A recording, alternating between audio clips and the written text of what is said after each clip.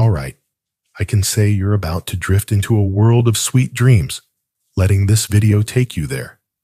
But wait, before you slip into sleep and forget everything, don't forget to like and subscribe.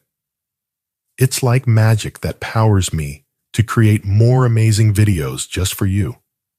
But only if you really enjoy what I'm doing here and share your thoughts in the comments. Oh, and by the way, I'm curious. What time is it where you are, and where in the world are you watching from? Let's make your peaceful space even better together.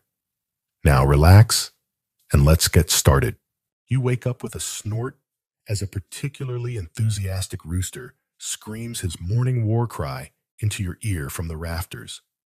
You consider arguing back, but your mouth is dry, your back is stiff, and you're not entirely sure your right eye has survived the night. The year is 1328. The air smells of damp straw mildew and someone else's farts, and congratulations, you're still alive. For now, you sit up brushing the lice from your hair like confetti. The wooden plank you call a bed groans in protest, and you can feel every ridge of every board, like they've personally taken offense at your existence. You reach for your greatest possession, your most loyal, uncomplaining companion in this cruel, godforsaken timeline. Your hoe, not a metaphor, an actual hoe, the ancestral. Hoe legend says it was forged by your great-great-granduncle out of the melted-down remains of a broken sword, 2 horseshoes, and a frying pan. The result? A farming implement so sturdy, so awkwardly balanced, and so unnecessarily sharp that it has both tilled your land and nearly decapitated your cousin. Twice, you drag it outside with reverence.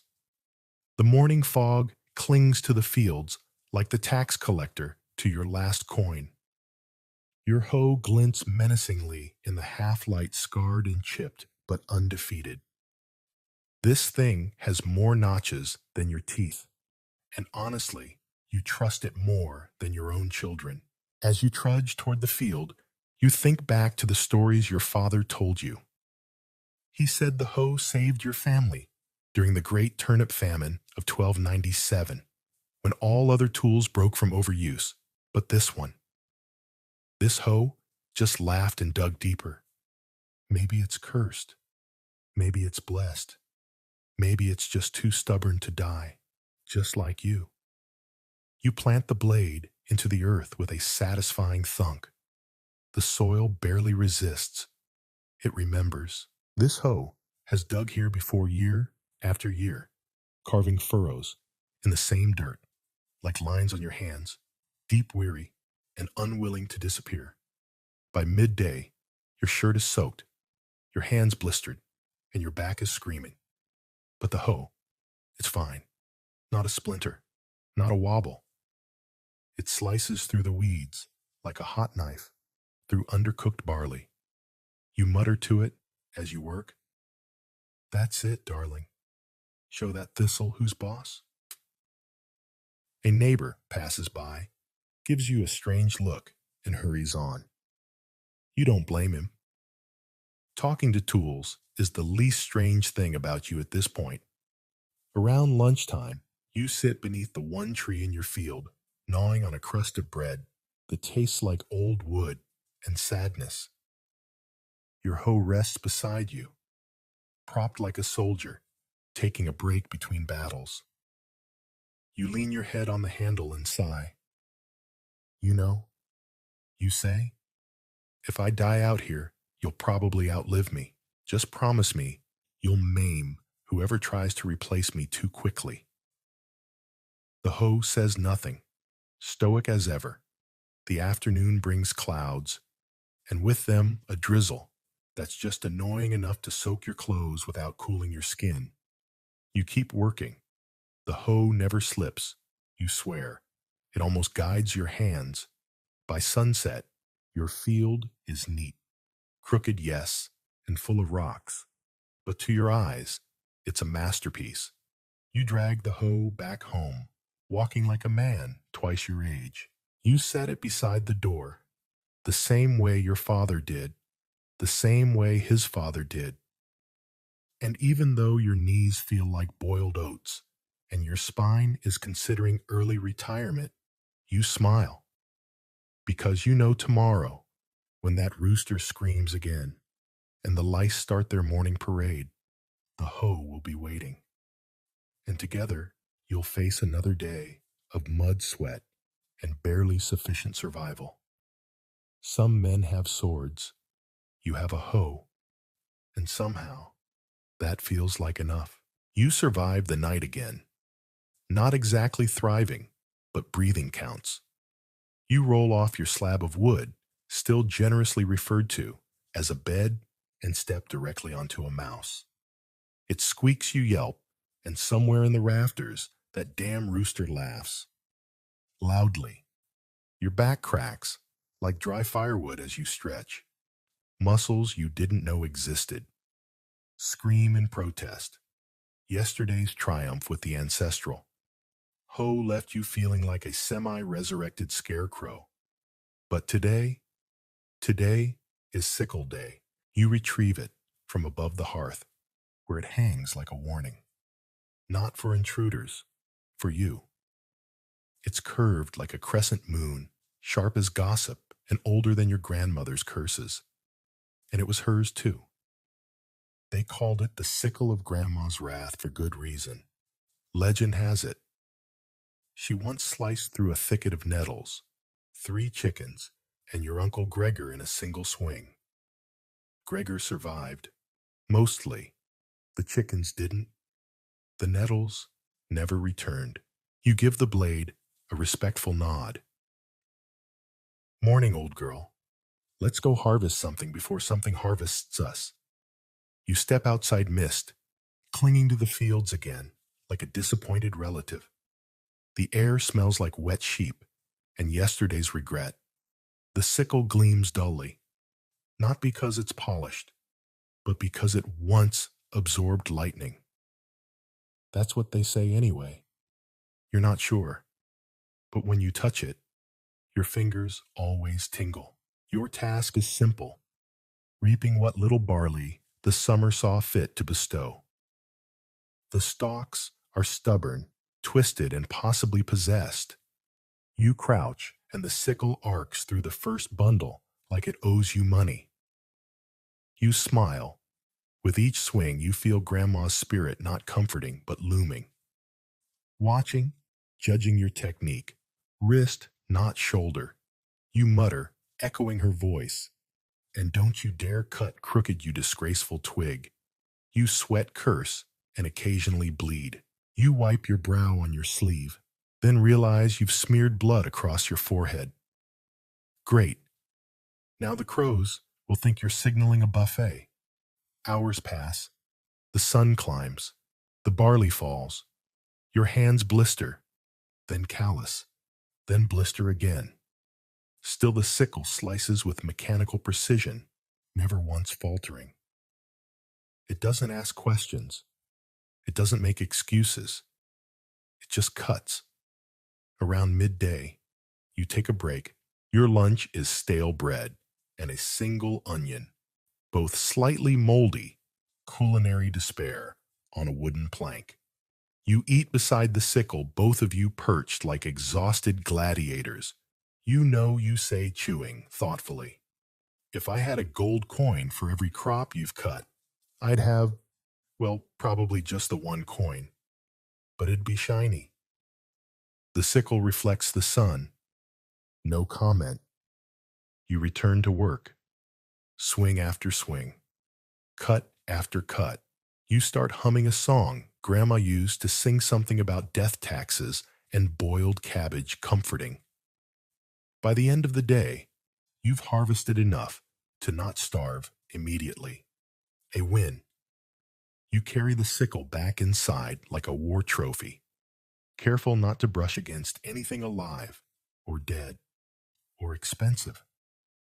You hang it back on its nail and nod.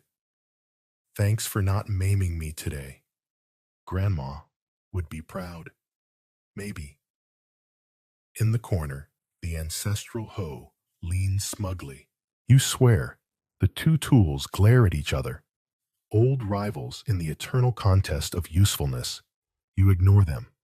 Your body is broken. Your soul is tired. But the sickle did its job, and so did you. Tomorrow's another tool, another battle, and hopefully fewer mice underfoot. You're awake.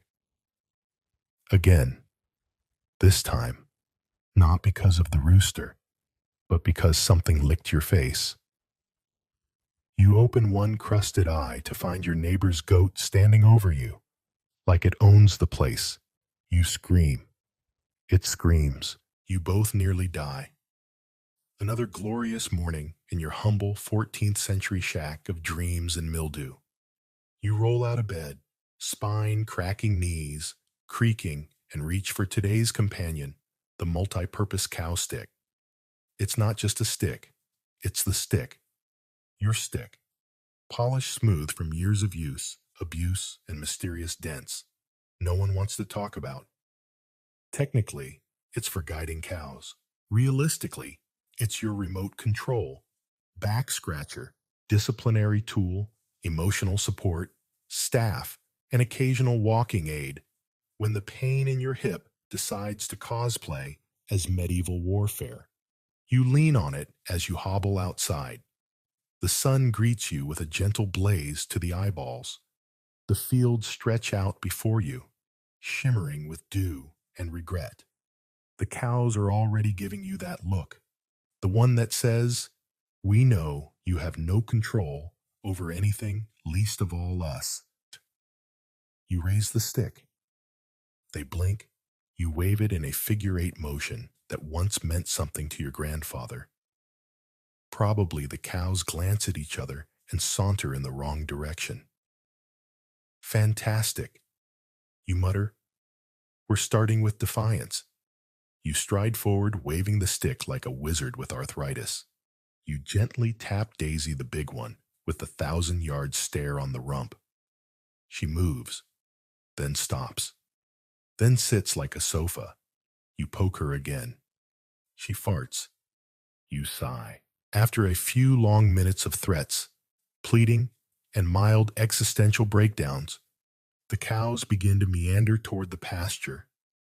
You use the stick to shoo chickens, prod rocks out of the path, and occasionally reenact sword fights when no one's looking. Mid-morning, you see your cousin Thomas approaching. He's smiling. That's never good. "Morning, cousin." He chirps. "What do you want?" You reply, the cow stick already defensively positioned. He raises both hands, just borrowing your ladder again. You gesture with the stick. You still have it from last time. You're now technically a ladder owner. He shrugs. "Worth a try. Nice stick." You nod. "She's a classic. Took down a fox last spring. Or maybe it was already dead. I'm taking credit anyway." By noon, the cows are settled. The chickens are traumatized, and you've smacked a fence post back into place with a satisfying whack. Your stick rests on your shoulder like a knight's lance, which is ironic because if this were a real battle, you'd already be dead. Twice lunch is a chunk of cheese that might actually be soap and a turnip that stares at you. Weird. You eat both because choice is a myth. Afternoon chores include chasing a duck out of your water bucket, dislodging a goose from the roof, and using the cow stick to retrieve your boot from the manure pile, a classic maneuver known as the scoop and hope. You don't talk to the stick, not like the hoe or the sickle, but you nod to it. There's a quiet understanding, a respect, a mutual acknowledgement that you both serve a higher purpose. Getting through the day without crying. As the sun begins to retreat and the air grows chill, you return the cows to the pen. Daisy steps on your foot for the 4th time. You swear, vengeance. She sneezes on you. It's a draw. You lean the cow stick against the door frame As you step back into your home, the hoe is there, the sickle too, and the cow stick joins them, a silent trio of splinter scars and your own stubborn soul. You collapse onto your plank of sadness, close your eyes and whisper, "Don't let the goat in tomorrow." The cow stick creaks gently in agreement. You wake up with your face in a bowl of lukewarm pottage. Again. Apparently, you fell asleep eating again, which wouldn't be so bad if the pottage didn't taste like wet bark and sadness. You sit up, wiping your face with a rag that smells like goat. Why does everything smell like goat? Outside, the rooster is already screaming. The cows are mooing at the existential void, and your back has decided today is the day it goes on strike. None of this surprises you. But there's one thing that always brings you comfort. You reach for it under your cot, wrapped in the sleeve of a long dead relative's tunic. You hold it up to the pale morning light. The family spoon. It's not beautiful. It's not symmetrical. It's not even completely a spoon anymore. More of a scoop with commitment issues. But it has history. Generations of hands have held it, stirred with it, and probably threatened people with it. Your great-grandmother once used it to slap a tax collector. Your uncle used it to dig a latrine in a thunderstorm. You used it just last week to fish a frog out of your boot. Versatility. Thy name is spoon. Breakfast is surprise. More pottage. But with the family spoon, it tastes almost edible. Almost. You pretend the bits floating in it are herbs, not bugs. The spoon helps with the illusion. It's deeply comforting, like being lied to by someone who really loves you. You head outside with it in your belt, like a weapon. And really it is. You've used it to pry open barn doors, flick manure at nosy children, and once, heroically, to fight off a swan. The neighbors all know the spoon. They nod respectfully when they see it. Children whisper about its powers. One even asked if it was magic. Only if surviving on pottage for 20 years is magic. You replied, "Today's chore helping Cousin Berta make soup for the harvest feast. She's already elbow deep in a cauldron of things that used to be vegetables." You offer the spoon. She takes it like a priest receiving a holy relic.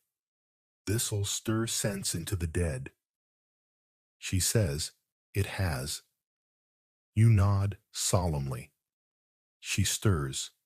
The soup reacts. Bubbles pop. Something hisses and retreats. Later, when Berta's distracted, you reclaim the spoon. It doesn't like being borrowed. You can tell? The handle always feels colder after someone else uses it. You sit under the big tree near the barn, watching the chickens argue. You spin the spoon in your fingers, the notch near the bowl. That was from the time you tried to use it to catch fish. Didn't work, but you did nearly drown. That counts. You remember your mother saying, "As long as you have the spoon, you'll never go hungry." It was metaphorical. You've been hungry every day since you were 8. But you get the point. Evening comes. The sky burns orange like someone set fire to the clouds. You eat dinner, another pottage, possibly lunch, reheated, and rest the spoon beside your bowl. You clean it with your sleeve, kiss the handle lightly. You're not weird, and place it back in its tunic wrap. The other tools are resting in their corners. The hoe still smug, the sickle still sharp, the cow stick proudly leaning, and nestled in the crook of your cot, the spoon sleeps. It's just a spoon, but it's your spoon. And in a world that constantly tries to break you, sometimes a dented wooden scoop is all the armor you need. You wake to the sound of something collapsing. It might be the roof, might be your will to live. Hard to say. Either way, the morning sun is peeking through a brand new hole above your cot, which was definitely not there yesterday. You sigh. It's a hammer day. You pull on your least damp pair of trousers and limp toward the tool shelf, more like a crooked plank nailed to the wall. Nestled there, like an ancient relic of chaos and miracles, is your next companion, the fix-it hammer. It's not shiny, it's not straight, it's definitely not safe. The head is slightly loose. The handle is splintered. One side is rounded from years of misfires. The other has a dried blood stain from, let's not talk about that, but it fixes things. Or more accurately, it hits things until they work again or stop making noise. Either outcome is acceptable.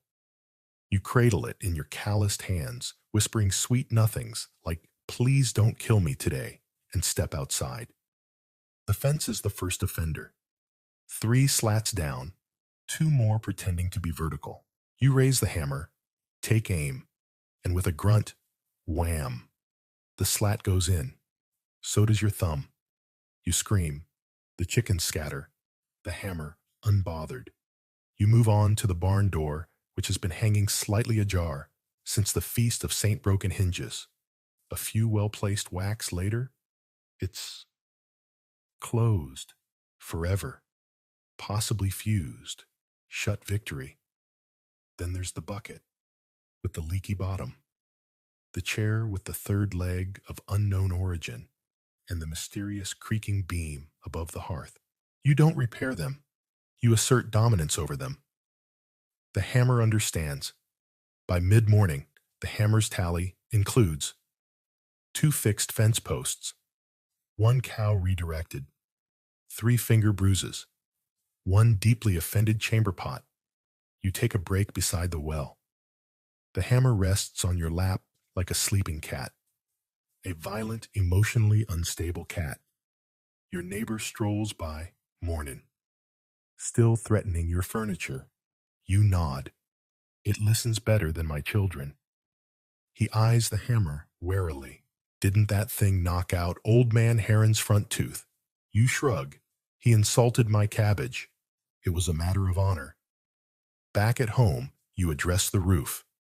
You climb a ladder that creaks ominously, wielding the hammer like a weapon of last resort. Every nail you drive is a gamble. Every swing risks pulling the roof down entirely. But the fix-it hammer isn't about precision. It's about intention. And yours is to not die in a rainstorm. By sunset, you've bludgeoned your way to something vaguely resembling stability. The roof holds. The door closes. The chair stands. Your thumb is the size of a small turnip, but that's the price of progress. You set the hammer down beside your bed. The other tools glance its way. Even the ancestral hoe looks nervous. You give it a respectful nod. Good work today. Try not to murder anyone in the night. The hammer naturally says nothing. You lie down, stare through the not quite fixed hole in the roof, and let out a long breath. Because in a world made of splinters, cracks, and creaky hinges, sometimes all you really need is something that hits back. Today begins with a splash. Not the good kind. Not the kind involving a warm bath and lavender oils. Those don't exist in your world. No, this splash is cold, muddy, and directly into your left boot. You've stepped into the water trough again. Because the sun hasn't risen, your eyes aren't open, and you live in a perpetual state of damp confusion. You sigh and limp toward the corner of your shack where today's trusted companion waits, the leaky wooden bucket. It's a bucket, technically made from warped slats and desperation. It's held together by rusty iron bands and faith. The bottom has a hole the size of a rat, and the sides drip constantly, as if sweating from the stress of existence. And yet, you keep using it. Because buckets are expensive, and because this one is yours. You hoisted up water, already dribbling out the bottom, like tears from a toddler denied a turnip. You head for the well, sloshing with each step, leaving behind a trail of soggy footprints and emotional damage. At the well, you lower it down, slowly, praying the rope doesn't snap again. It lands with a satisfying plop. You haul it up. Half the water makes it to the top. A third makes it into the bucket. The rest goes down your shirt. You are damp. The bucket is damp. Everything is damp. Carrying it back is a race against gravity. Water streams from the seams, soaking your tunic, your boots, and the sleeping dog you accidentally douse along the way. It glares at you like you did it on purpose. Maybe you did. You're not sure anymore. You pour what's left into the basin. 3 sips worth. A triumph. Then you take the bucket to the animals. The cows need water. The chickens need water. The goat just likes watching you suffer. By the time you reach the trough, there's almost nothing left. You tip the bucket anyway. A pitiful drizzle. The animals look unimpressed. You think I'm thrilled about this either. You mutter. But here's the thing. The bucket tries. It leaks. It complains and creaks and groans. But it never quits. When you're fixing the fence, you use it to carry nails. When you're harvesting, it holds turnips. When your nephew cried last week after stepping on a bee, you gave him the bucket and said, "Yell into this." It worked. Kind of. Sometimes when you're alone, you whisper to it. Tell it secrets. Like how you never learned to swim, or how you once tried to trade it for a spoon and got rejected. You sit on an overturned crate and patch the worst of the holes with wax cloth and the sheer force of denial. For a moment, it almost holds. Then a slow drip begins again. Predictable. The sun sets. You hang the bucket on its hook near the door. It drips gently onto the dirt floor, keeping rhythm with the ticking of your thoughts. You sigh and smile because tomorrow you'll need it again. In a world where nothing holds together, the leaky bucket reminds you survival isn't about perfection. It's about persistence. Drip by loyal drip, you begin your day in classic fashion, tripping over your own foot, face planting into the doorframe and muttering curses so creative the local priest would need 2 quills to document them all. The chickens scatter. The goat laughs. You don't blame it. Once upright and semi-coherent, you look toward the pile of tools leaning beside your door, like soldiers awaiting battle.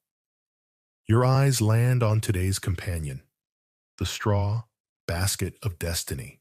It's woven from old reeds, ambition, and maybe cat hair. You're not sure. What you do know is that it has carried everything from eggs to onions to a litter of kittens that one time you forgot to check. The basket is frayed at the edges, bent in the middle, and smells vaguely of pickled cabbage. But it has something most other things in your life. Don't reliability.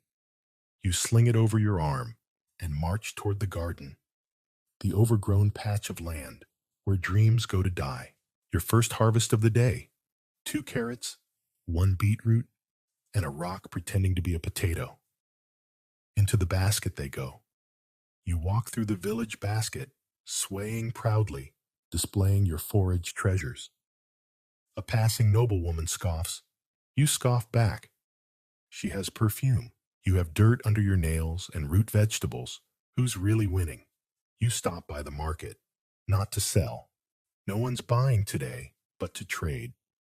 You offer a slightly lopsided cabbage. In return, you receive half a loaf of day-old bread and something that might be cheese or might be soap. Into the basket they go. Next, stop the stream. You gather herbs, mostly weeds, if you're honest. But if you say the name in Latin and squint, they count as medicine into the basket. By mid-morning, it's half full, which for you is a miracle. You take a break under your favorite tree. The basket rests beside you. Its contents, a chaotic collage of your survival strategy. Children run by, pointing. Is that the basket? One whispers. You nod solemnly. The very same. It once held 5 loaves, 2 fish, and a hedgehog. They gasp. You wink. Back on your feet. You head toward home. Along the way, you gather fallen apples, a suspicious-looking egg, and a note from a neighbor that simply reads, "Your goat is a menace," into the basket. At home, you unload its contents. The bread is edible, the herbs are vaguely useful, and the beetroot has a face carved into it. You don't remember doing that. You shake out the basket patch, a small tier with twine, and set it by the door for tomorrow. It creaks slightly as it settles. Not a complaint, more of a sigh. You nod to it, because in this life of toil, sweat, and barely contained chaos, the straw basket of destiny is your constant companion. It carries your burden, and sometimes it carries you literally. That one time you tripped and fell in, the goat dragged you 12 feet. A record, but hey, at least you didn't drop the turnips. You wake up sneezing. Dust. Not just any dust. Legacy dust. The kind that's older than you, older than your father, probably older than most of your walls. It floats in the air like it owns the place, which it might. You roll off your hay pile, eyes watering, cursing everything that exists, especially the sun, for shining directly into your face, like it's mocking your poverty. You need a broom, not just any broom. You reach above the door frame, where it hangs like a forgotten relic of a bygone era, bent brittle and smelling faintly of burnt time. The witch broom that doesn't sweep. It's not named that because it belonged to a witch, although your great-aunt Hilda was technically convicted of sorcery. She beat the charges on a technicality and a strategically placed toad. It's named that because no matter how hard you try, it simply does not sweep. It smears, it shifts piles, it relocates dirt from one corner to another in a grand display of futility, but it never ever cleans. Still, tradition is tradition. You begin your morning ritual, waving the broom over the floor like a disgruntled wizard, casting spells of mild cleanliness. Dust dances, cobwebs flutter, the goat sneezes in solidarity. You mumble to the broom. Just once, try not to make it worse. The broom snaps off a twig in response. You don't take it personally, probably just shedding. You take it outside, not to sweep God's no, but to make yourself look productive when the landlord rides by. Nothing says I'm working like aggressively brandishing a broom at the sky. The village kids stare. That's the haunted one, right? One whispers. You nod. Swept up a banshee. Once. We had to let her go. Union rules. The kids scatter. Power restored. You use the broom to knock down apples. None fall. You poke a rooster that's pecking your doorframe. It attacks. You retreat with dignity reed running. Later you try sweeping your porch. The dust settles thicker. You think it's multiplying. Either that or the broom is cursed to preserve historical grime. You consider replacing it briefly. Then you remember you haven't replaced your shoes in 4 years, and they have more holes than your moral compass. So you patch the handle with twine, straighten the bristles by chewing on them as tradition dictates, and hang it back in its sacred spot. The broom creaks ominously.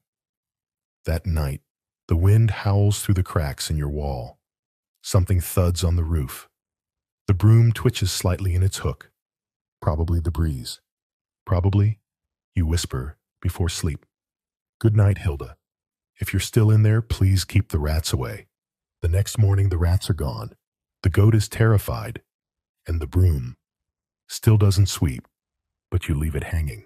Because in a world full of mess, it's nice to know there's at least one thing you can always count on. To make it worse, it's barely dawn, and you're already tangled. Not metaphorically, literally. You wake up, wrapped in something coarse, scratchy, and vaguely horse-scented. After several grunts, curses, and a brief moment where you wonder if you've finally been abducted by the hay spirits, you realize you've fallen asleep, wrapped in your most misunderstood companion. The rope of salvation. It's not particularly long, not particularly strong, not particularly anything, really. But it has been with you through every disaster dilemma and deeply questionable decision you've made since you were old enough to tie your own shoes, which incidentally you never owned. You don't remember where the rope came from.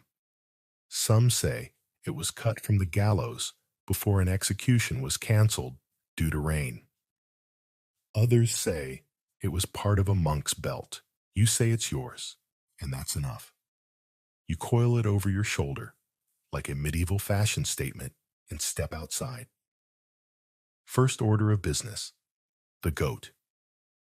Your goat, eternally rebellious and possibly possessed, has once again escaped the pen and is now eyeing the vegetable patch with murderous intent. You wield the rope like a lasso. It snorts, you snarl. A dance begins.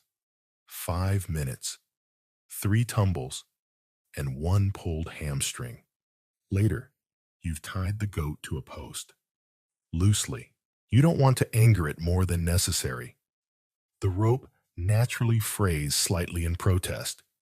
Midday arrives, bringing the promise of sunstroke and disappointment. You use the rope to palpiton. Bind a stack of hay that won't stop falling over. Reinforce your door after the wind tried to convert it into a kite. Lower yourself into a shallow ditch to retrieve your hat. Don't ask. At one point, you briefly consider tying the rope around your waist and pretending you're a knight with a ceremonial sash.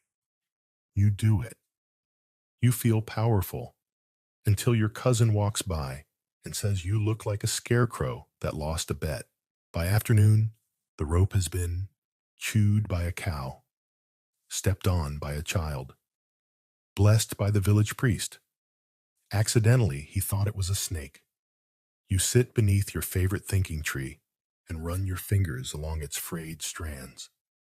Each knot, each patch, each stain tells a story, most involving panic and last-minute solutions. You once tied up a collapsing shelf with this rope. You once used it as reins for a cart pulled by 2 sheep. You once fashioned it into a swing to impress a girl. She fell. She married a blacksmith. You still blame the rope. As the sky bruises purple with sunset, you coil the rope neatly and hang it by the door. It creaks softly like an old friend trying to say, "We didn't die today." That's something, and it is.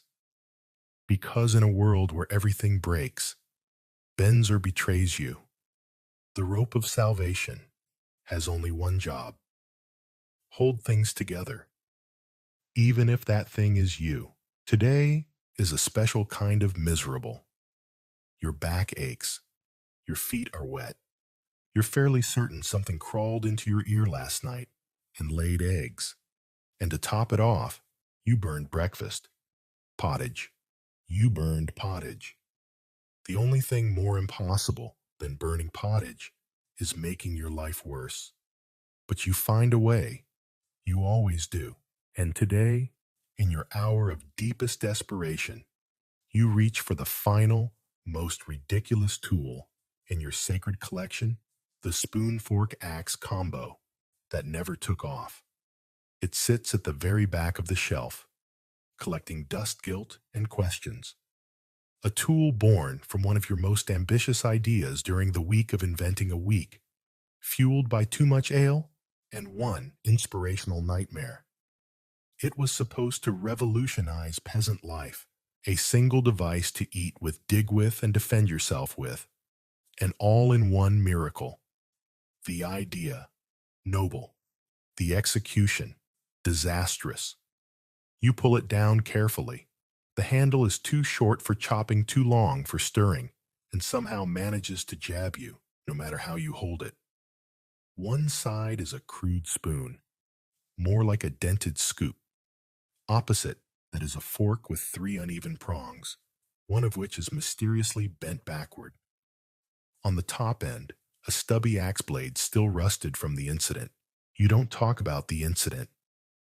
You tried eating stew with it once. It fell apart mid-bite and launched a turnip across the room. You tried using it as a weapon. It got stuck in a hay bale for 3 days. You tried digging with it. It immediately bent, like it was trying to give up on your behalf. And yet, you keep it, because in some twisted way, it represents hope.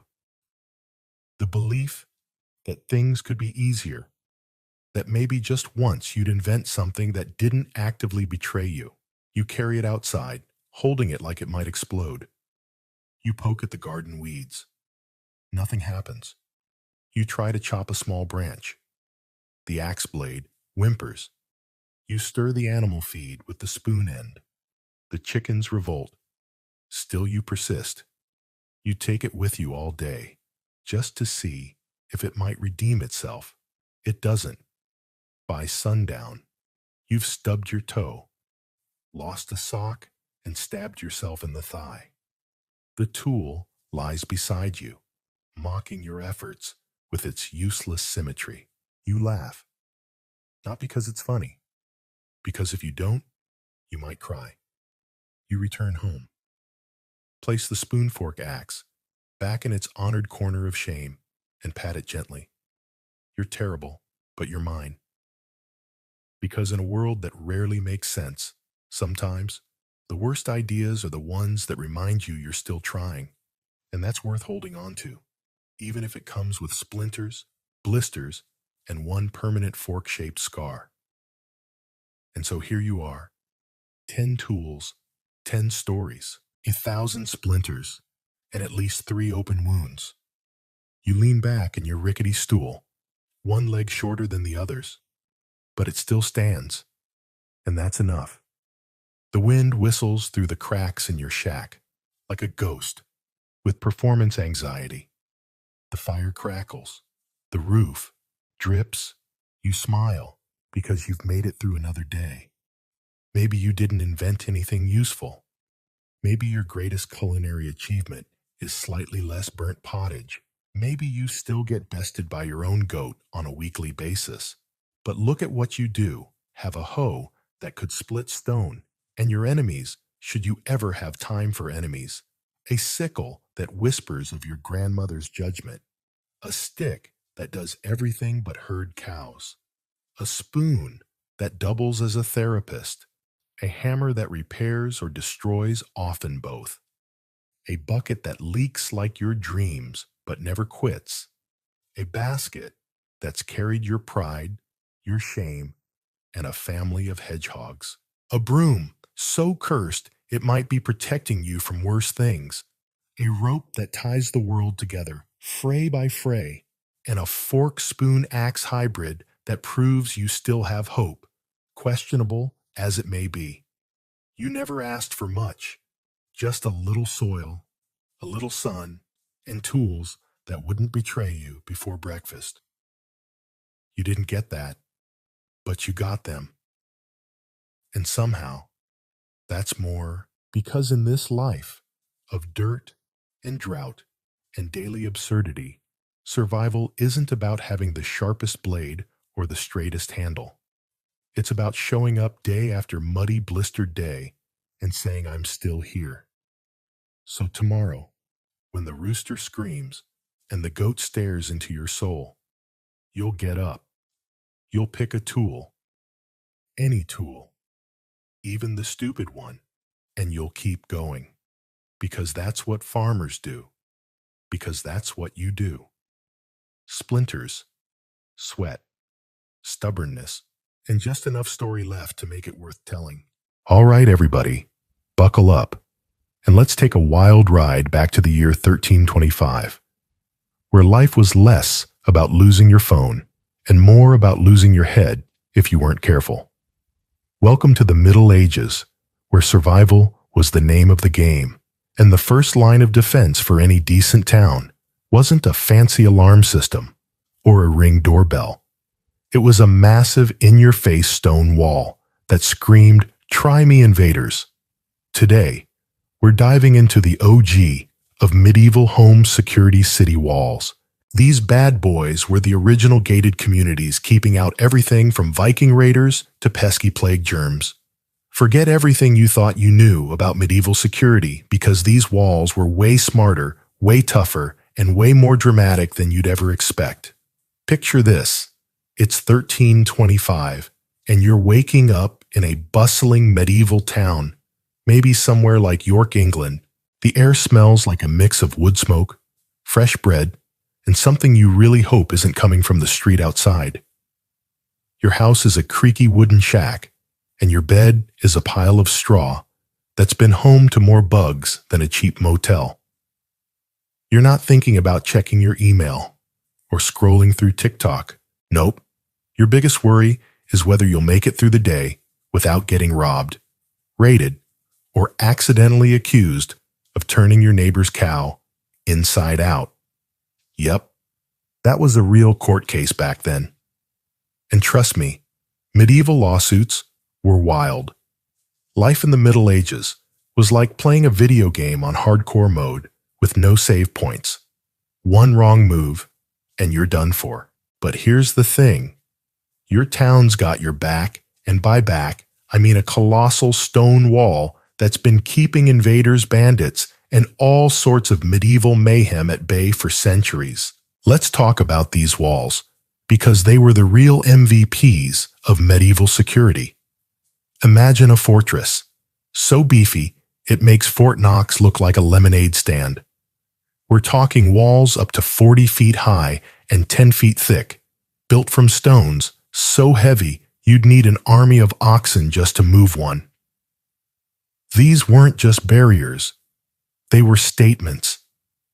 They said, if you want to mess with us, you better bring a whole lot more than a sword and some attitude. Take the walls of York, for example. They were so epic that it took 200 years to build them. 200 years. That's like starting a home renovation project and knowing your great-great-grandkids will be the ones to finally hang the curtains.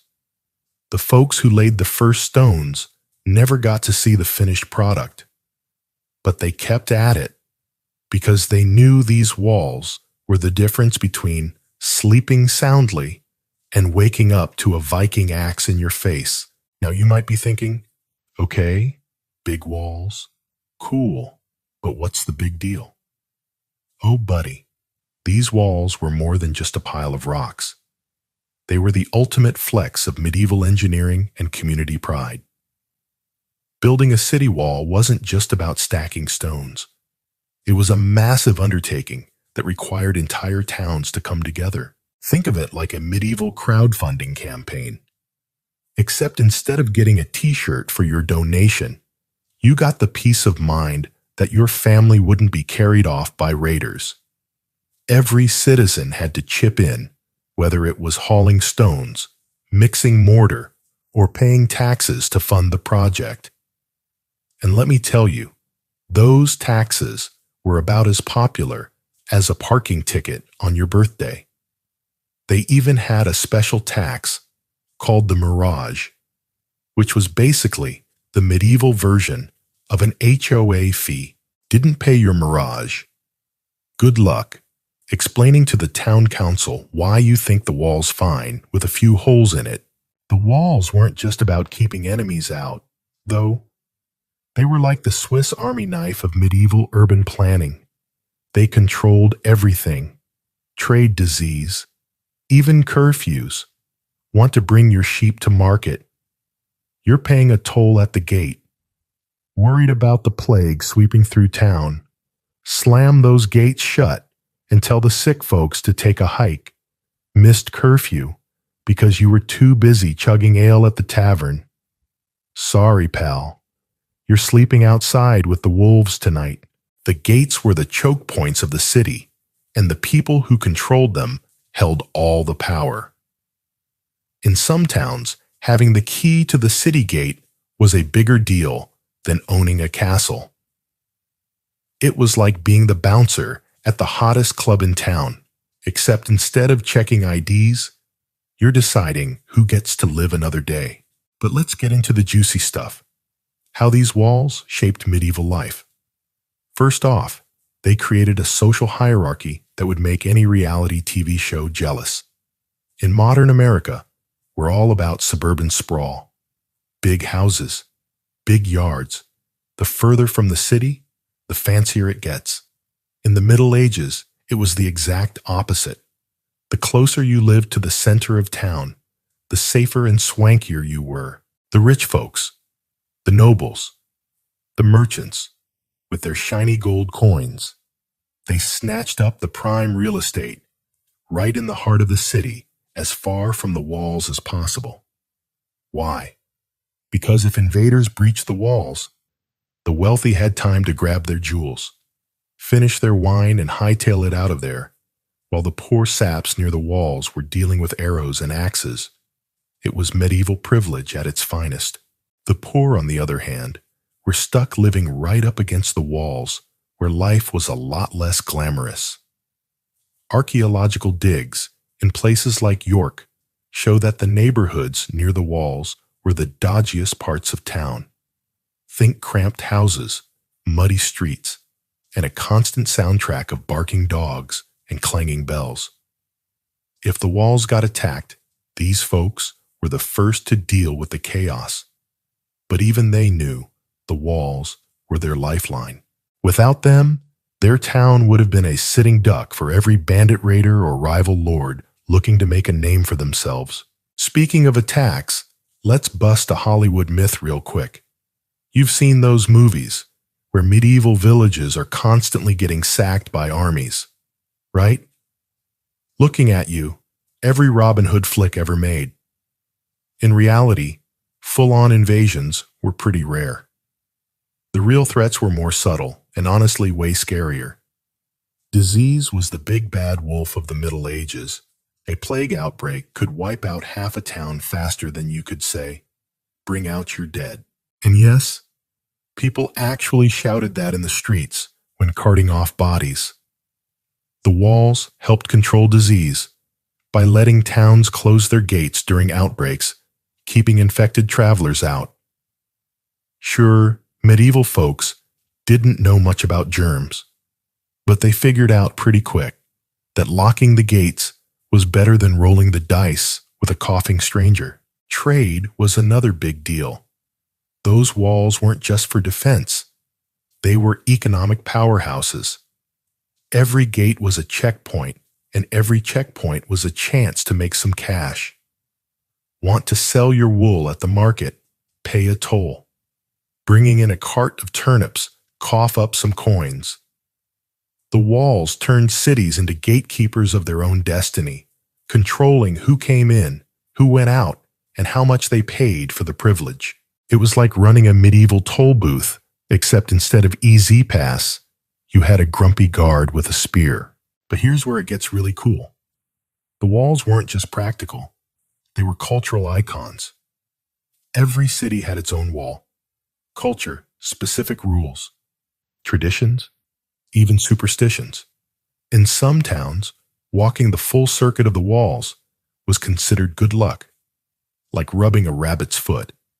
But with more cardio, others threw massive festivals to celebrate the anniversary of their wall's completion. Imagine a medieval block party with ale dancing and everyone toasting to the giant pile of rocks that's kept them alive. In Chester, England, there's a quirky old law that says it's still technically legal to shoot a Welshman with a bow and arrow from the city walls after midnight. Don't try it, obviously, but it's a reminder of how deeply these walls were woven into the identity of a town. Maintaining the walls was no joke either. Archaeological records from York in 1349 show the city shelled out the equivalent of $300,000 in today's money just for basic repairs. That's like buying a fancy house, except all you get is a slightly less crumbly wall. No wonder they were so serious about that mirage tax.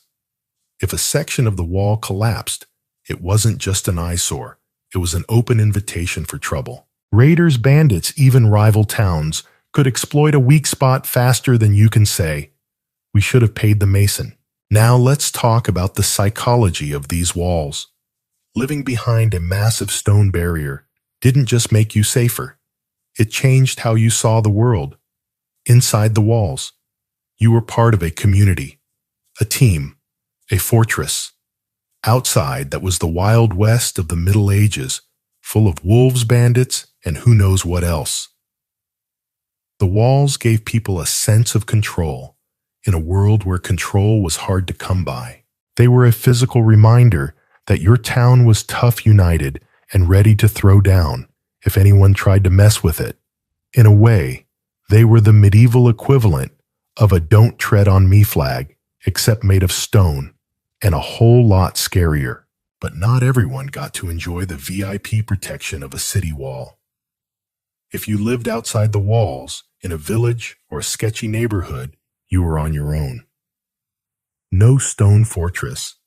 For you, just a flimsy wooden fence, a loud dog, and a whole lot of prayers. Those folks had to get creative, and boy, did they ever. We'll dive into their DIY security tricks in the next part.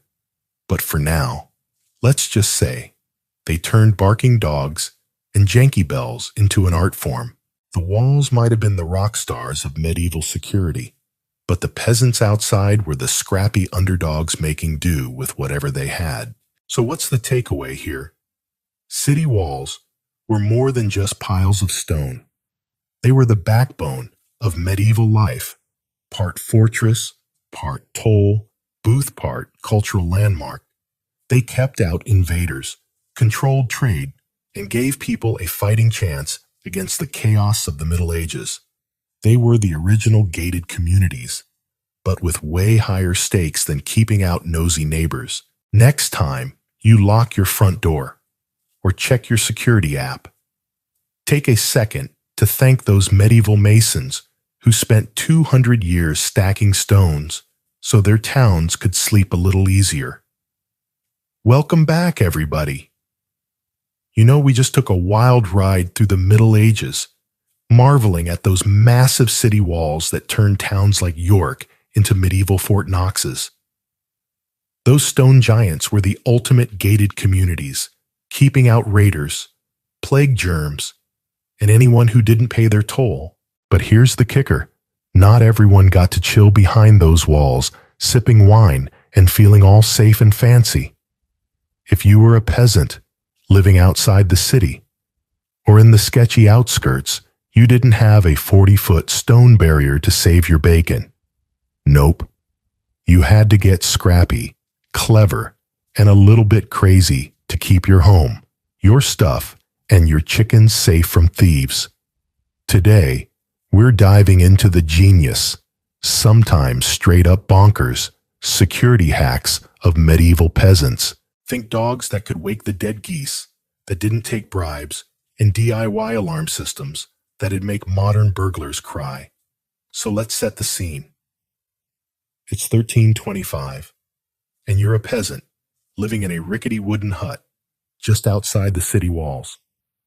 The closest thing you've got to a security system is a creaky door and a vague hope that nobody's feeling particularly thievy tonight. Inside those big fancy walls we talked about last time, the rich folks are sleeping soundly, knowing their stone fortress has their backs. You're out here in the boonies, where the only thing between you and a bandit is a muddy path and a whole lot of optimism. Your house is basically a pile of sticks with a thatched roof that leaks every time it rains. Your bed's a lumpy straw mattress that smells like a barn, and your prized possessions are a rusty hoe, a couple of turnips, and a chicken named Gertrude, who's honestly more trouble than she's worth. Life out here is rough. Think Survivor. But with worse food and no immunity idols. Now don't get me wrong, the city walls were awesome, but they didn't do squat for you. If you lived outside their protection, raiders could swoop in, steal your crops and be gone before you could say, "Not my turnips." Thieves were a constant headache, and they weren't after your iPhone or your flat screen. They wanted your bread, your tools, maybe even Gertrude if they were feeling extra bold. And let's not forget the wolves, who'd happily snack on your sheep if you didn't keep an eye out. Medieval court records from 1324 show that 87% of attempted burglaries in rural villages were stopped by sheer peasant ingenuity dogs, barking neighbors snooping, or some clever trick we'll get to in a sec. The other 13%, mostly inside jobs, because apparently even in the Middle Ages, you couldn't always trust your cousin who just needed a place to crash. So how did peasants protect themselves without stone walls or armed guards? They got creative, and I mean creative, in the way your uncle gets when he tries to fix his car with duct tape and a paperclip. Their security systems were low budget, high impact, and sometimes so wild they'd put today's DIY TikTok hacks to shame. Let's start with the undisputed champions of medieval home security dogs. These weren't your pampered, Instagram-famous doodles who freak out when the doorbell rings. Medieval dogs were the real deal. Tough, scrappy, and ready to throw down with anyone who looked at their owner's hut the wrong way. Archaeological digs in peasant villages show that almost every family kept at least one dog, often stationed right by the door like a furry bouncer. Some households even had a two-tier system: a big burly dog outside to scare off intruders, and a smaller, yappier one inside to raise hell if anyone got past the first line of defense. These dogs weren't just pets. They were your first and sometimes only line of defense. If a thief tried sneaking in at midnight, that dog would lose its mind barking loud enough to wake the entire village. And trust me, in a medieval village where houses were packed so close you could hear your neighbor snoring. A barking dog was like hitting the panic button on a modern alarm system. Court records from one English village in 1324 note that a thief got caught because a dog named, get this, Biter went absolutely feral when the guy tried to swipe a sack of barley. Biter didn't just bark. He chased the dude halfway across the village until the neighbors tackled him. Moral of the story: don't mess with a medieval dog unless you're ready to run. But dogs weren't the only animals pulling security duty. Buckle up, because this next one's a game changer. Geese. Yeah, you heard me right. Geese. Those honking, hissing nightmares that chase you at the park.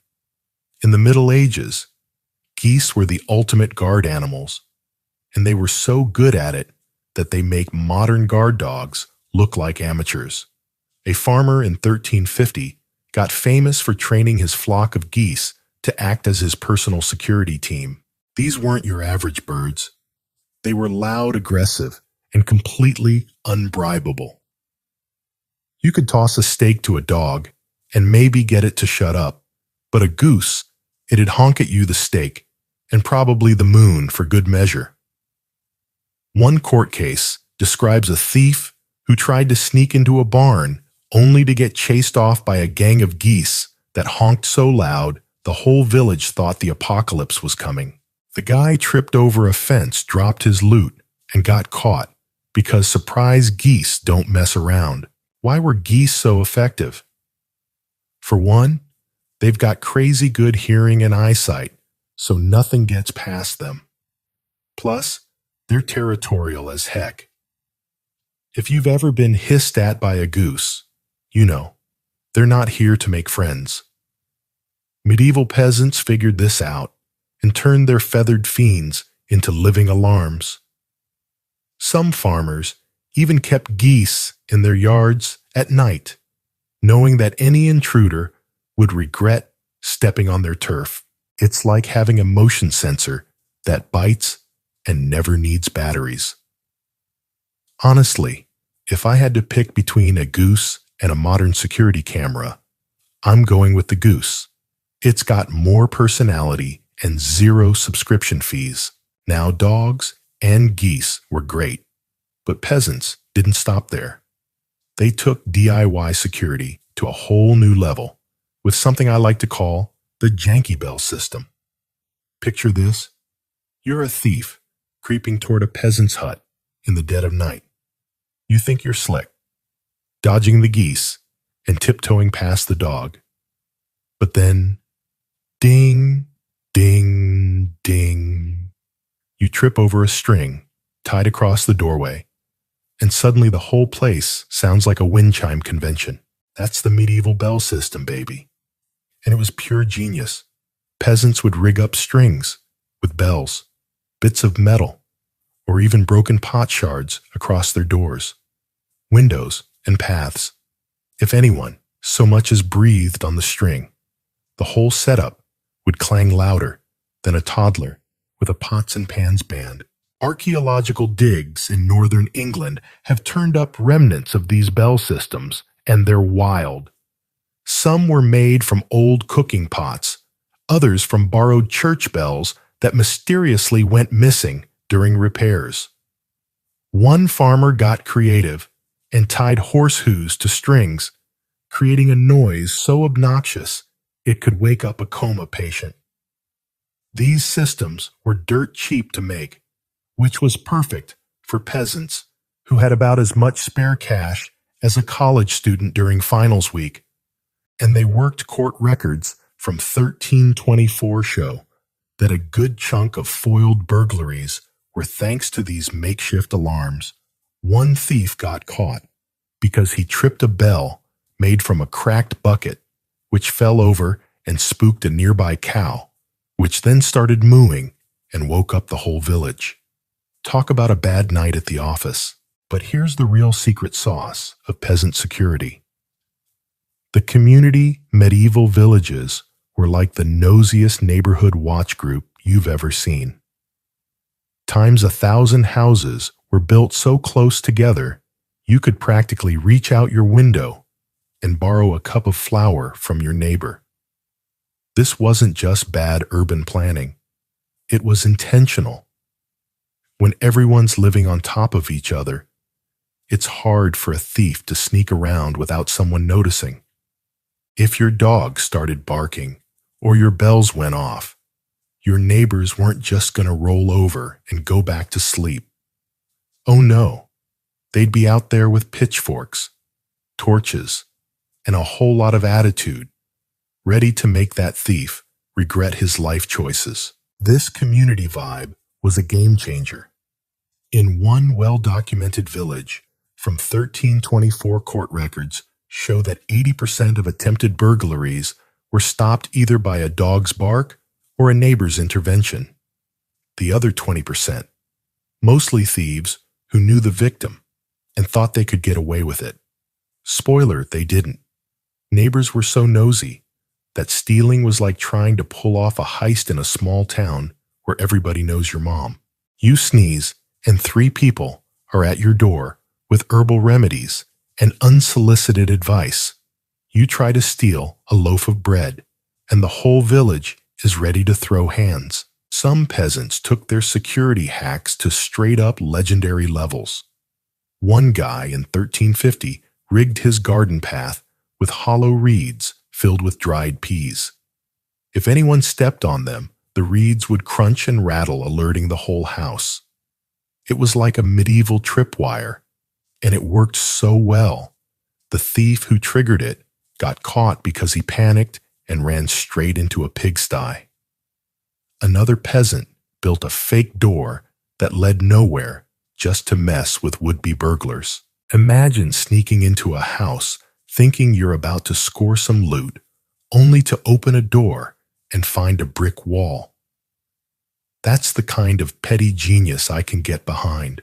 Living outside the city walls meant you had to think on your feet, and peasants were masters at turning nothing into something. They didn't have the cash for fancy locks or armed guards, but they had dogs, geese bells, and a community that was tighter than a reality TV alliance. These hacks weren't just about keeping thieves out. They were about survival in a world where every day was a gamble. Next time you're setting your home alarm or checking your security app, give a nod to those medieval peasants who made do with a yappy dog and a bucket full of noise. Welcome back, my medieval survival squad. You know, we've been tearing through the wild world of Middle Ages security like it's a Black Friday sale. First, we marveled at those beastly city walls that turned towns into impenetrable fortresses. Then we got down and dirty with the peasants who turned barking dogs, psycho geese, and janky bell systems into the ultimate low-budget security hacks. Those folks outside the walls didn't have stone barriers or fancy guards, but they made do with some serious ingenuity. Now we're kicking it up a notch with part 3, where we're diving into the medieval art of locking stuff up. Forget your smart locks and fingerprint scanners.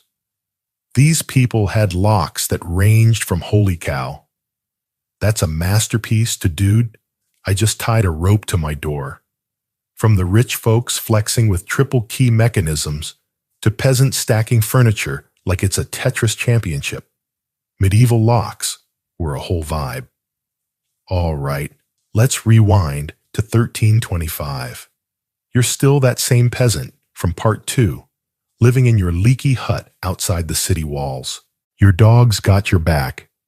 Your geese are ready to throw down, and your bell system's clanging like a middle school band practice. But let's be real. A barking dog or a honking goose might scare off a rookie thief, but a determined crook.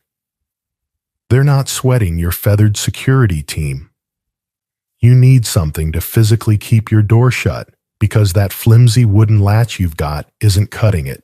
Inside the city, the rich folks we talked about in part 1 are sleeping easy behind their massive walls with guards and gates to keep their gold safe. You're out here in the medieval sticks, where your most valuable asset is a sack of barley and that one chicken Gertrude who still hasn't laid an egg in weeks. Locking your stuff up isn't just a good idea. It's the difference between eating dinner and watching some bandit run off with your entire harvest. Now you might think locks are a modern thing, like something that came along with car keys and gym lockers. Nope. Medieval people were obsessed with locking things up, and their locks were as varied as a reality show cast.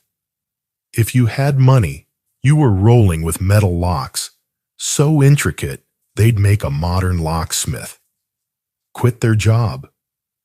If you were a peasant, you were getting creative with whatever you could scrounge up from the barn. The medieval lock game had 2 totally different leagues: the high rollers with their mechanical masterpieces and the scrappy underdogs with their DIY disasters.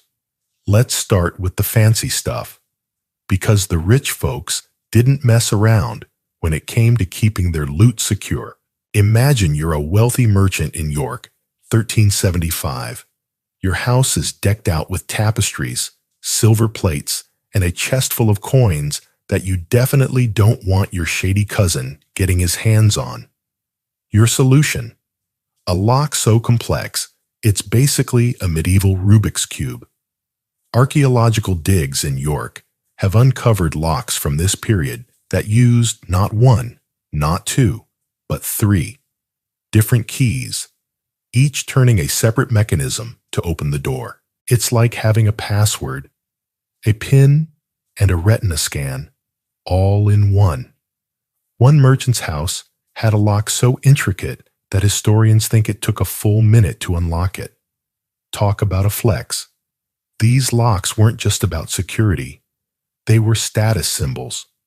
Having a fancy lock on your door was like driving a Tesla today.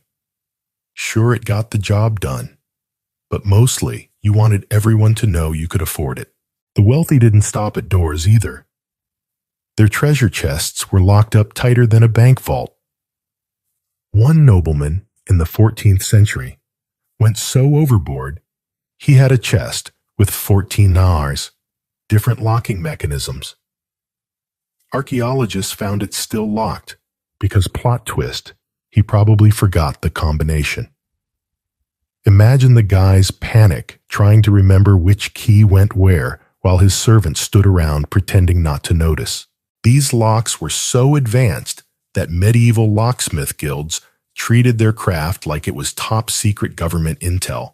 Getting into a locksmith guild was harder than getting into an Ivy League school. You had to create a masterpiece lock, a mechanism so tricky it could only be opened by solving a mechanical puzzle. These guys were basically the escape room designers of their time. Except failing. Their puzzle meant you were stuck outside with no supper. But here's the wild part. These high-tech locks weren't just for show. They worked. Court records from 1342 show that thieves rarely targeted houses with complex metal locks because cracking them was like trying to hack a mainframe with a stick. The few who tried usually got caught because picking a 3-key lock in the dark while a guard dog's barking isn't exactly a recipe for success. Plus, the rich had the cash to back up their locks with actual guards. So even if you got past the mechanism, you'd be dealing with a guy named Sven, who's really good with a club. For the wealthy, locks were the cherry on top of their already stacked security game walls, gates, guards, and now a lock that'd make Houdini cry. Okay, let's flip the script and talk about the other 99%, the peasants. If you're living in that hut outside the city, you don't have the budget for a triple key masterpiece. Your entire net worth is like 2 goats and a pair of shoes that don't even match. Metal locks. Dream on those things. Cost more than your house, but peasants weren't about to let thieves walk all over them. They got scrappy, and their lock solutions were so creative they'd make a DIY YouTuber jealous. The go-to move for most peasants was the wooden bar, a thick plank of wood you'd slide across the inside of your door. It was simple, effective, and best of all, free. Chop down a tree, carve a bar, and boom, your door's locked. If a thief tried to bust in, they'd have to hack through the bar, which would make enough noise to wake up your dog, your geese, and probably the whole village. Some peasants took it up a notch with sliding wooden locks. These were like the poor man's version of a pin tumbler lock, using hardwood pins that you'd slide into place with a wooden key. They weren't fancy, but they got the job done. One farmer in 1342 got famous for rigging his door with a sliding lock so sturdy it held off a thief who spent half an hour trying to break in. The guy finally gave up and left, probably cursing the day he picked that hut. These wooden locks were cheap to make easy to repair and tough enough to give a thief second thoughts. Plus, if the lock broke, you could just whittle a new one from that tree out back. Try doing that with your smart lock when the battery dies. But the real peasant MVPs were the ones who thought outside the box, or in this case, outside the door. One genius farmer documented in a 1342 court case rigged his door with a series of knotted ropes that had to be untied in a specific order to get in. It was like a medieval combination lock except made of hemp and pure pettiness. The system worked like a charm until a wet winter turned the ropes into a soggy mess, and the poor guy spent 2 hours trying to get into his own house. Imagine him standing there soaked to the bone, muttering, "I'm too smart for my own good." Still, you've got to respect the hustle. Turning a pile of rope into a security system is next level. Another classic peasant move was the furniture blockade. At night, you'd stack every piece of furniture you owned against the door chairs, tables, even that rickety stool your grandma swore was an heirloom. One court case from 1350 tells the story of a thief who managed to sneak in through a window only to realize he couldn't get out because the homeowner had barricaded the door with literally everything in the house. The thief was stuck tripping over stools and cursing his life choices until the homeowner woke up and called the neighbors. It's like the medieval version of Home Alone, except instead of paint cans and tarantulas, you've got a wobbly table and a whole lot of chaos. These DIY locks weren't just about keeping thieves out. They were about buying time. In a village where everyone knew everyone's business, a loud crash or a stuck thief was all it took to bring the pitchfork mob running. The same 1324 court records we mentioned in Part 2 show that most burglaries were foiled because the thief couldn't get in or out quietly. A wooden bar might not stop a determined crook, but it'd slow them down enough for your dog to start barking your geese to go berserk, or your nosy neighbor to grab a shovel and investigate. It was security by inconvenience, and it worked way better than you'd think. The craziest part, even churches and monasteries got in on the lock game, and they took it to a whole new level.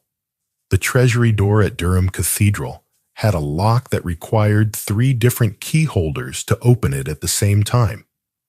It was like medieval 2-factor authentication, except instead of a text code, you had to track down 3 grumpy monks who'd probably rather be praying than dealing with you. These locks were so secure that they doubled as a flex, showing off the church's wealth and power while keeping their gold safe from sticky-fingered pilgrims. In some towns, the key to a major lock, like the city gate or a cathedral door, was a badge of honor. If you held that key, you were basically the medieval equivalent of a VIP with backstage passes. Locks didn't just protect stuff. They shaped how people lived. In a world where theft was as common as bad weather, a good lock gave you peace of mind, or at least as much peace as you could get when your roof was leaking and your chicken was plotting her escape. For the rich, locks were a way to flex their wealth and keep their enemies at bay. For peasants, they were a lifeline, a way to hold on to the little they had in a world that wasn't exactly handing out freebies. Next time you turn your deadbolt or punch in your alarm code, think about those medieval folks, rich and poor, who turned metal, wood, and sheer stubbornness into the art of keeping stuff safe. What's good? My medieval survival crew. If you've been riding with us through this wild Middle Ages security saga, you're basically an honorary knight by now. We geeked out over those massive city walls that turned towns into fortresses, tougher than a biker bar, got us cheering for the peasants who turned dogs, geese and sketchy bell systems into the ultimate DIY security squad. Last time we unlocked the crazy world of medieval locks, from the rich folks' triple key masterpieces to peasants stacking furniture like they're playing Jenga with their lives. But here's the deal. Walls, dogs, and locks are only as good as the people keeping an eye on them. That's where the Night Watch comes in. These were the medieval street guardians who patrolled the dark armed with lanterns, wooden clubs, and a questionable amount of beer in their system. They weren't exactly the Avengers, but they kept the town safe, put out fires, and occasionally delivered babies. It's 1325, and you're back in that medieval town we've been hanging out in. Maybe you're inside the city walls, feeling semi-safe, behind those 40-foot stone giants we talked about in part 1. Or maybe you're still that peasant from parts 2 and 3, chilling in your leaky hut with your guard goose and a door locked with a rope maze. Either way, when the sun goes down, the vibe changes, the streets turn pitch black, and the only sounds are creaking shutters, distant dog barks, and maybe a drunk guy singing off-key outside the tavern. Back then, there were no streetlights, no motion sensor, floodlights, just you, the darkness, and whatever's lurking out there. Thieves, bandits, even stray cows could cause chaos, and if a fire broke out, yep, wood houses burn fast. You'd be toast without someone watching the streets. Enter the night watch, the guys who drew the short straw and got stuck wandering the town from dusk till dawn, making sure you didn't wake up to a looted house or a flaming neighborhood. Now don't go picturing some elite SWAT team in chainmail, because the night watch was more like your uncle's weekend softball team, earnest, a little sloppy, and definitely not getting paid enough. These weren't professional cops or soldiers. They were regular Joes, often townsfolk roped into the job because their neighborhood had to pitch in. In London, during the 1320s, the city was split into 24 wards, and each ward had to cough up a certain number of watchmen based on how rich or populated it was. The fancy neighborhoods with the merchants and their triple key locks from part 3. They had to supply more guys, which probably felt like a raw deal, until you remembered they had the most stuff worth stealing. The poorer wards, closer to the walls, we covered. In part 1, sent fewer, but everyone had to chip in. It was like a medieval draft, except instead of going to war, you were walking 12 miles a night in the cold with a stick. So, what was it like being a night watchman? Imagine signing up for a job where your shift runs from sunset to sunrise. Your uniform is whatever cloak you own, and your paycheck is a loaf of bread and a pint of ale.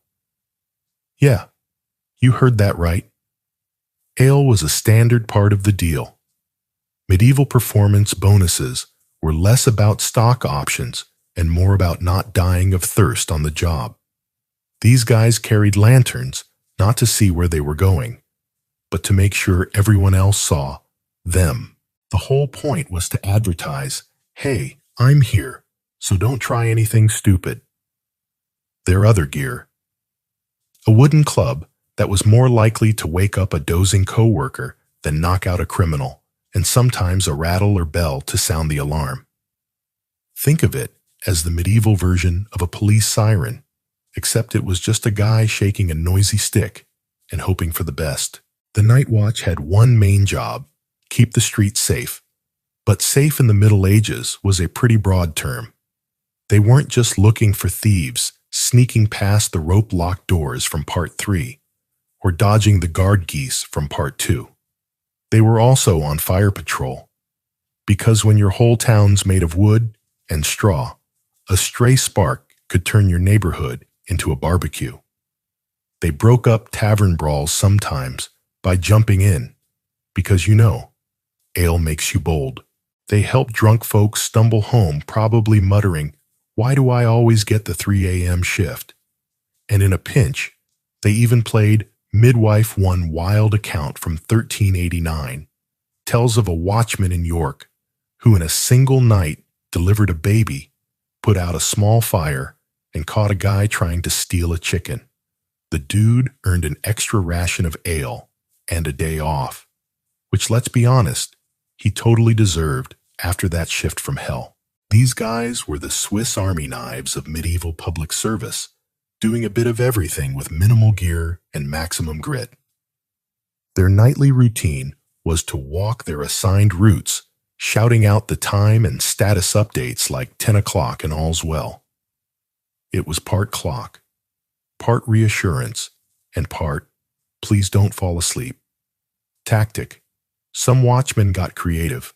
One guy in York became a local legend for turning his calls into rhyming couplets. Like midnights here, the streets are clear. The townsfolk loved it. Until they didn't, and paid him to knock it off because nobody wants poetry at 3 a.m. These calls weren't just for show.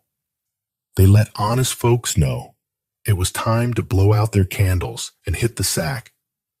Warned thieves that someone was watching and kept the watchman from dozing off in an alley. But let's be real. The Night Watch wasn't exactly a crack team of superheroes. Some of these guys were only in it for the free ale, and professional wasn't the first word you'd use to describe them.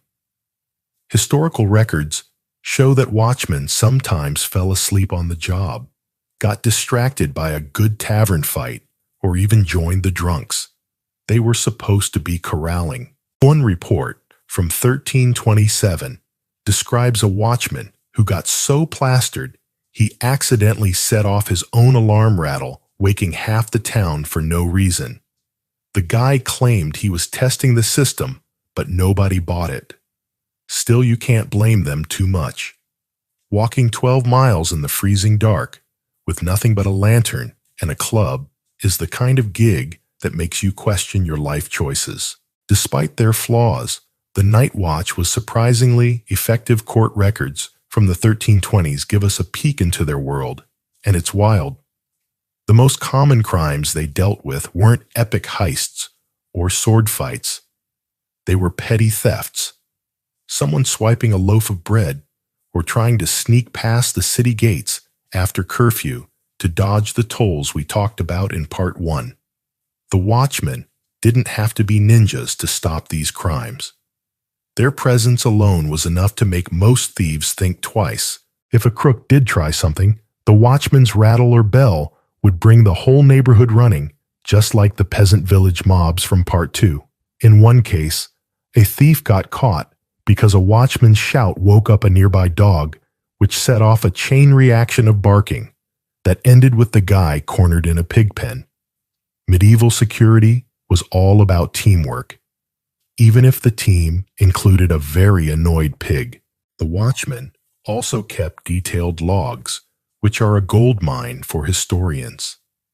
Every morning, the head watchman had to report to the town authorities, jotting down everything from caught a guy stealing apples to helped a lost cow get home. These reports paint a picture of medieval nightlife that's less Game of Thrones and more Cops Middle Ages edition.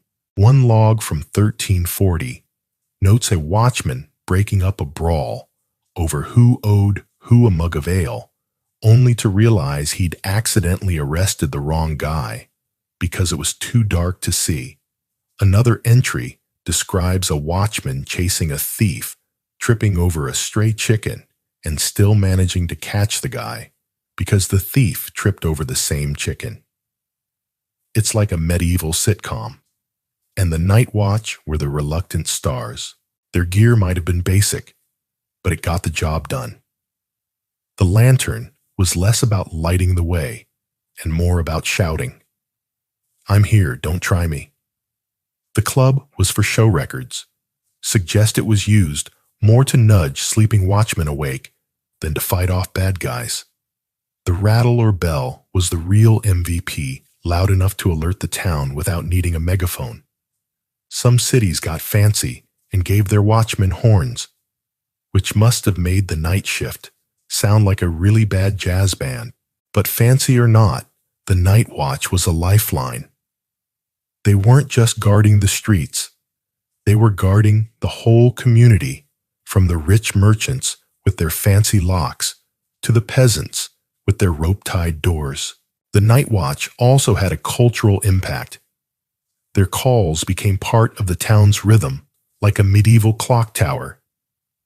In some places, people set their schedules by the watchman's shouts. Time to close the tavern. Time to douse the fire. Time to stop arguing about whose cow ate, whose cabbage. They were the glue holding the town together after dark, making sure everyone got through the night in one piece. And yeah, they weren't perfect. Some were lazy. Some were drunk. Some probably spent half their shift dreaming about that extra pint of ale. But in a world where a single spark or a sneaky thief could ruin everything, these guys were the unsung heroes who kept the chaos at bay. And you're back in our favorite medieval town. All's well, while trying not to trip over stray chickens. But let's say some bold thief decides to test your security setup. They dodge your barking dog, sidestep your honking geese, and somehow get past your furniture block door. They're halfway out with your prize sack of barley when bam, a watchman's rattle goes off and the whole neighborhood's on them like it's a Black Friday mob at Walmart. The thief's caught. But now what? In the Middle Ages, getting busted wasn't just about paying a fine or doing time. It was about facing a justice system that was part courtroom drama, part public roast, and part, let's make sure you never do this again. First, let's talk about what thieves were after. Because it wasn't your PlayStation or your AirPods medieval court records from the 1300s, read like a grocery list, from a really sad potluck bread, cheese, clothing tools. And yep, chickens were the hot items. One ambitious dude in Norwich got nabbed trying to steal an entire cow, which might have worked if the cow hadn't mooed at the worst possible moment. Another guy in Canterbury got caught swiping his neighbor's door, just the door, nothing else. His excuse. He said it blew off in the wind, and he was keeping it safe. Sure, buddy, tell it to the judge. The point is, medieval thieves were practical. They weren't after gold goblets. They wanted stuff to eat, wear, or sell to survive another day in this hardcore survival game we call the Middle Ages. So, what happened when you got caught? Well, medieval justice wasn't exactly law and order, but it had its own vibe. If a night watchman nabbed you, you'd be dragged to the local court, which was less about gavels and more about a grumpy town official deciding your fate, while everyone in the room gossiped like it was a high school cafeteria. The system was surprisingly organized, with a kind of 3 strikes and you're out policy, except out could mean a lot worse than a timeout. First-time offenders usually got off with a fine, which was great unless you were a peasant with no cash. Couldn't pay. No problem. You'd spend a day in the stocks, the medieval equivalent of a public shaming booth. Picture yourself locked in a wooden frame in the town square with every passerby tossing rotten veggies and yelling insults. It was like getting canceled on Twitter, but with more cabbage. Second offenses got spicier. You might get your ears nailed to a post. Don't worry, they'd cut you loose eventually, but you'd be rocking some serious piercings for a while, or you could be whipped branded or forced to wear a humiliating sign around your neck. Third time. Let's just say there wasn't usually a fourth. Repeat offenders faced banishment, imprisonment in a dank dungeon, or in extreme cases, a one-way trip to the gallows. Court records from 1375 show that about 70% of thefts were small-time food clothes tools, and most thieves got fines or stocks for their first offense. Only 10% of cases involved fancy stuff, like jewelry, and those usually ended with harsher punishments, especially if you stole from someone important. But here's where it gets interesting. Medieval justice wasn't all about chopping hands or burning at the stake.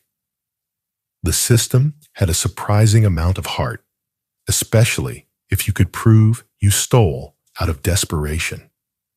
Historians call it the bread rule. If you swiped a loaf because you were starving, courts often went easy on you. One case from 1364 tells of a guy who stole bread and got sentenced to work in the bakery instead of losing a hand. The baker ended up hiring him full-time, which is like the medieval version of a Hollywood redemption arc. The courts knew life was tough, and they weren't always out to ruin you unless you were a repeat offender. Then it was game over. The punishments were often tailored to the crime in ways that were straight-up creative. Steal from a butcher. Congrats, you're cleaning the slaughterhouse for a month, scraping guts off the floor. Snag someone's chickens. You're now the town's official chicken feeder, hauling grain to every coop in sight. One judge in 1350 got extra sassy and made a wine thief serve as the town crier, shouting news and announcements until his voice gave out. Imagine the guy standing there, hoarse as heck, yelling, "Markets open," while everyone snickers. It was justice as performance art, and the townsfolk ate it up. In a world without Netflix or YouTube, watching a thief get their comeuppance was premium entertainment. The real genius of medieval justice wasn't the fines or the ear-nailing. It was the shame. Getting caught wasn't just about paying a penalty. It was about losing face in a community where everybody knew your business. Remember those nosy neighbors from part 2 who'd grab a pitchfork if your dog barked? They were also the first in line to heckle you in the stocks. Some towns took it to the next level, with a shame bell that rang whenever someone got busted, like a medieval bat signal for gossip. The whole town would show up to point, laugh, and maybe chuck a moldy turnip your way. One court record from 1360 describes a thief who begged to pay double the fine just to avoid the stocks because he knew his buddies would never let him live it down. Shame was so powerful that it often worked better than any physical punishment. Even the rich didn't get a free pass. If a noble got caught stealing, usually from a rival or a merchant, they'd face hefty fines instead of physical punishment because nobody's nailing a lord's ears to a post. One noble in 1375 had to pay triple the value of what he stole and fund the town's annual festival. The merchant he robbed made sure that year's party was the fanciest ever, with extra ale and dancing just to rub it in. It was like medieval shade thrown with a side of pettiness. The wealthy might have had their fancy locks from part 3, but when justice came, knocking their wallets took the hit. The justice system wasn't perfect, though. It could be harsh, especially for outsiders or anyone who looked suspicious. Red poor. And yeah, it wasn't above the occasional over-the-top punishment, like when a guy got flogged for stealing a beehive because surprise angry bees make terrible accomplices. But overall, it was less about vengeance and more about keeping the community tight. The walls from part 1, the dogs, and locks from parts 2 and 3. The watchmen from part 4. They all fed into this system where everyone had a stake in keeping the town safe. If you broke the rules, you weren't just screwing over one person. You were messing with the whole vibe. And the community wasn't about to let that slide. Let's zoom out for a second and tie this all together. Over the past 4 parts, we've seen how medieval folks built a security system that was low-tech but high-impact. City walls turned towns into fortresses. Peasants used dogs, geese, and bells to outsmart thieves. Locks kept doors shut, whether with fancy keys or a pile of chairs. Night watchmen patrolled the streets, shouting and stumbling their way to safety. And when all else failed, the justice system stepped in with fine stocks and enough public shame to make you wish you'd never touched that loaf of bread.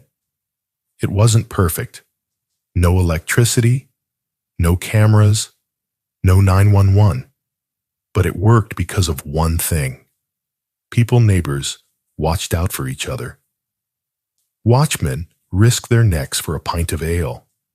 Even the courts tried to balance punishment with redemption.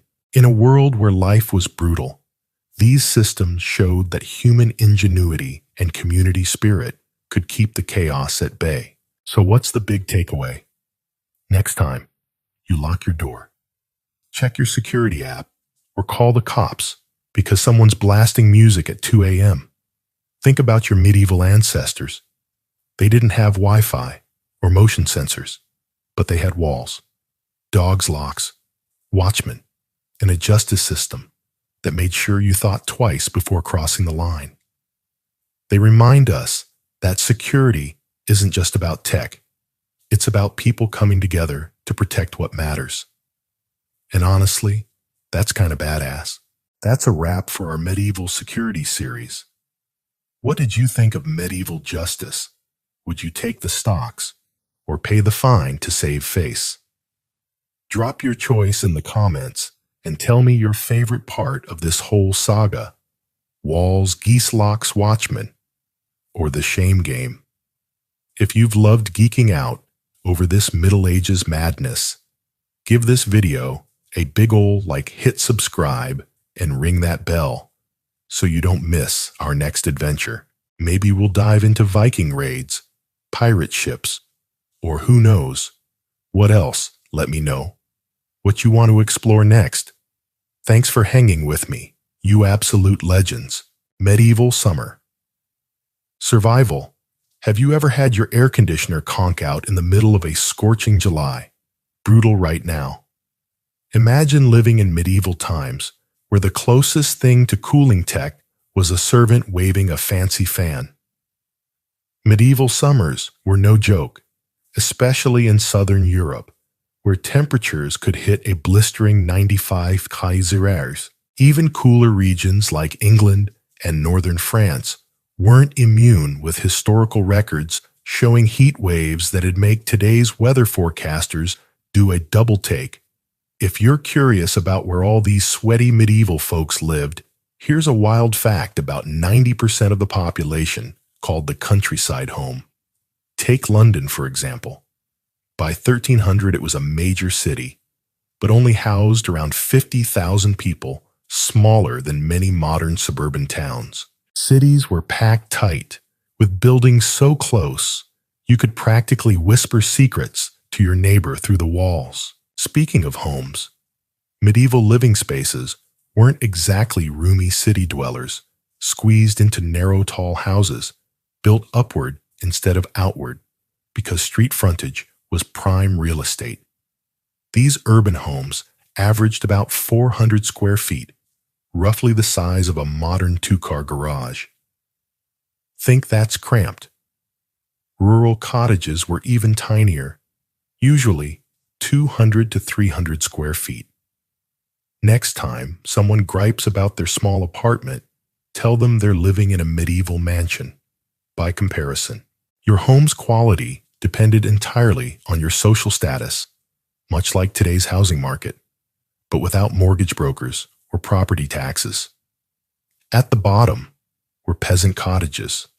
One room, dirt floor, smoky fireplace, step up to merchant houses, which mixed business and living space like today's live work lofts, just with more rats and fewer USB ports. At the top were manor houses, the medieval equivalent of luxury estates, with sprawling stone structures designed to catch any breeze they could. The real kicker: none of these homes had anything like modern temperature control.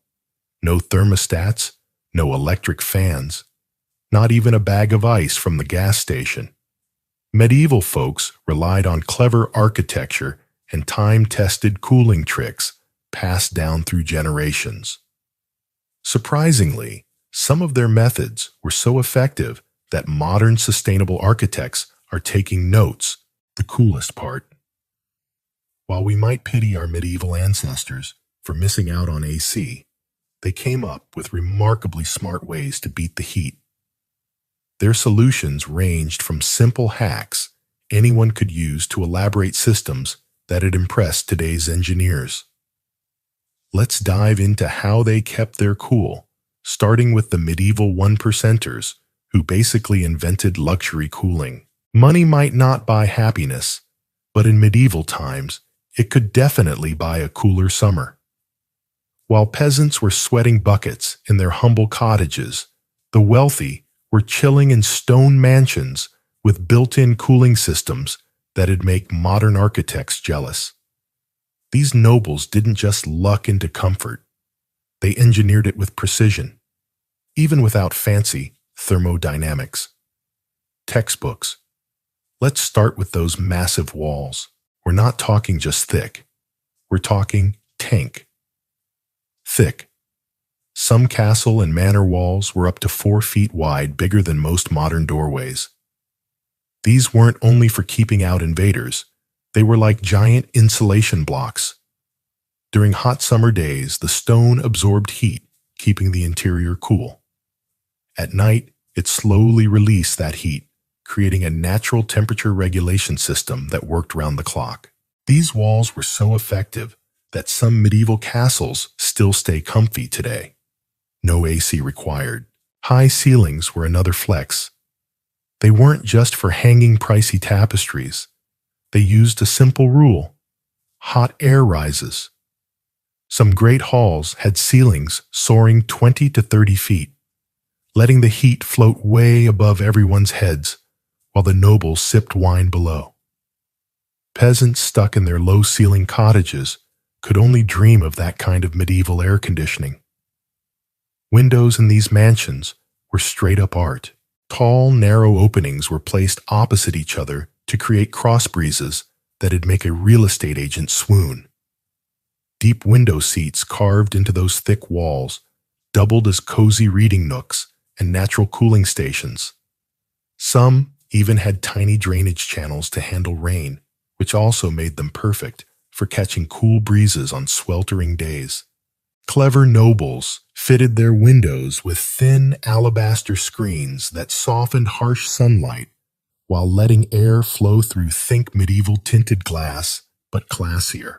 The floors weren't just for walking on smooth stone or marble, stayed naturally cool, even on the hottest days. Walking barefoot on these floors was like flipping to the cool side of your pillow times 100. Some nobles had servants lightly dampen the floors during heat waves, creating an evaporative cooling effect like a DIY swamp cooler, minus the electricity. They even used different stones for different seasons. Darker ones for winter warmth, lighter ones for summer chill. Gardens were where the rich really showed off. These weren't just pretty yards. They were outdoor cooling systems disguised as pleasure grounds. Covered walkways called pergolas, draped with grapevines, provided shade and snacks, medieval multitasking at its finest. Large shade trees were planted to block the sun's harshest rays, and fountains weren't just for show. Moving water created cool microclimates nearby. Some gardens had sunken areas that trapped cooler air like natural AC pockets. Water features were next-level fountains, and channels cooled the air through evaporation. And the fanciest manors had water-powered fans, though the servants probably weren't thrilled about keeping the water flowing. Archaeological evidence shows some estates even had systems that sprayed a fine mist in garden areas during brutal heat waves. Then there were the underground storage cellars, keeping a steady 55-degree F year-round. These were perfect for storing food and doubling as cooling retreats. Think of it as the medieval version of hiding in your basement during a heat wave, just with more wine barrels and fewer gaming consoles. Some cellars were massive, holding enough food for hundreds, and circulating cool air through cleverly designed shafts. All these tricks combined to make wealthy homes surprisingly comfortable, proving medieval architects were pros at beating the heat. Meanwhile, the common folk had to get scrappy with their own cooling hacks, and they came up with some genius moves that didn't cost a single coin.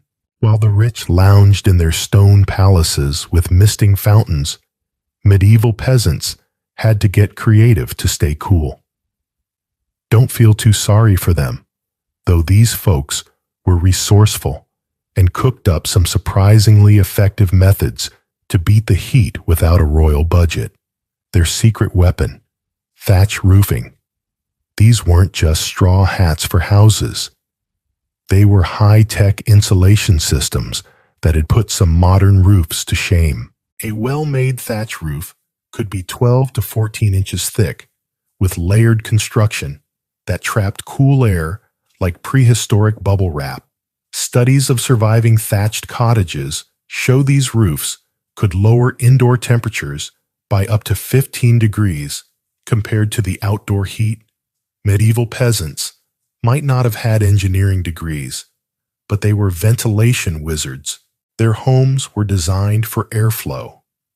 Strategically placed doors and windows created natural breezes that kept things bearable. The real genius was the smoke hole in the roof.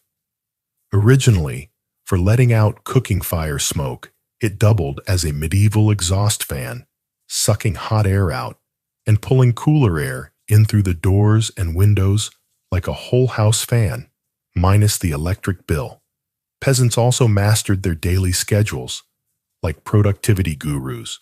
They'd rise before dawn to tackle heavy field work while it was still cool. During the hottest hours from noon to 3 p.m., they'd take a break that'd make a Spanish siesta look like a quick nap. This wasn't laziness. It was a climate-smart strategy to save energy and avoid heat stroke. Tree planting was another slick move. Deciduous trees on the south side of cottages provided shade in summer, but let sunlight through in winter when their branches were bare, solar engineering without a calculator. Many peasants picked fruit trees for this job, because if you're gonna have shade, it might as well come with apples, right? They also timed their chores to dodge the heat. Heavy tasks, like threshing grain or chopping wood, happened in the early morning or evening. Indoor jobs, like fixing tools or spinning wool, were saved for those scorching midday hours when going outside felt like stepping into a giant oven. Women baked early in the morning to avoid heating up the house during peak heat. Stone-paved areas near homes were a mixed bag.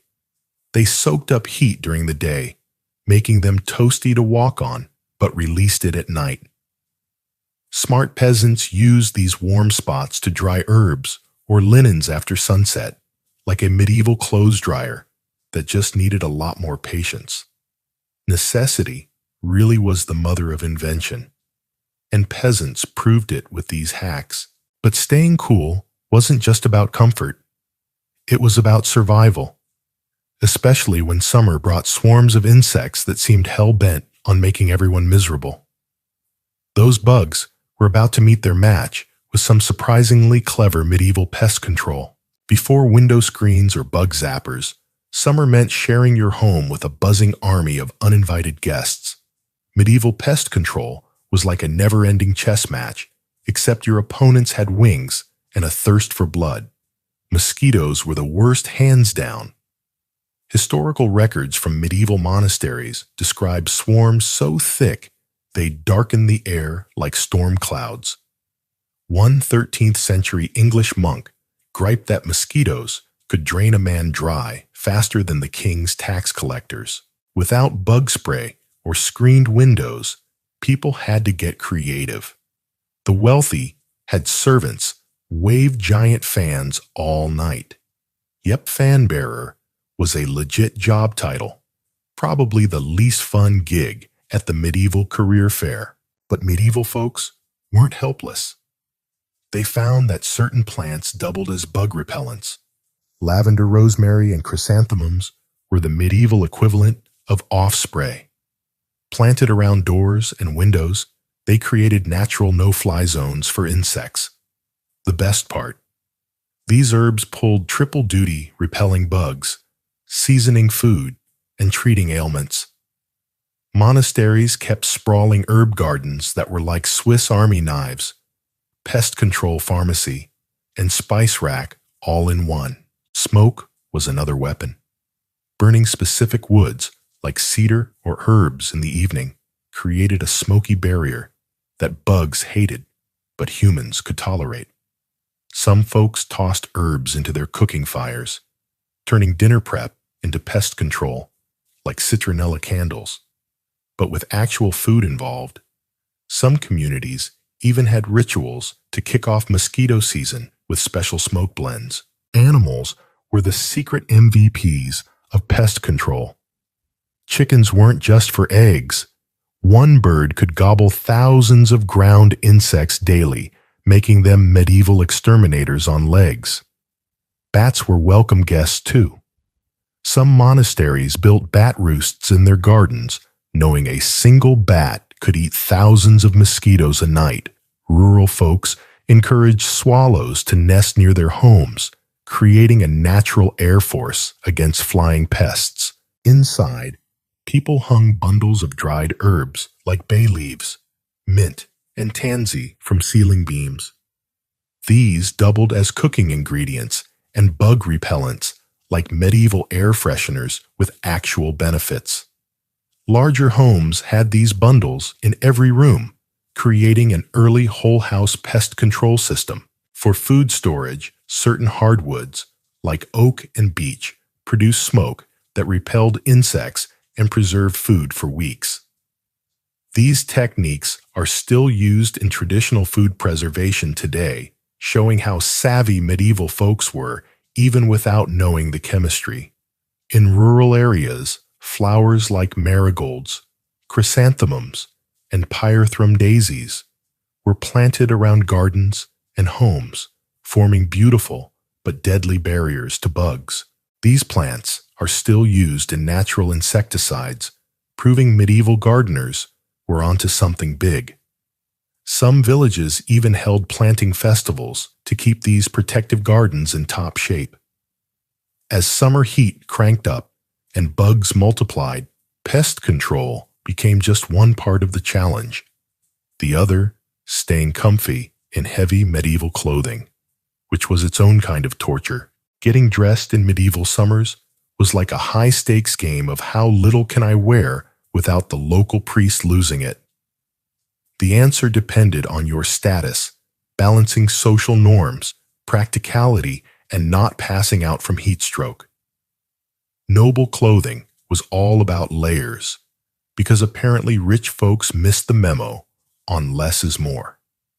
They wore fine linen undergarments under silk outer layers, often in light colors to reflect sunlight.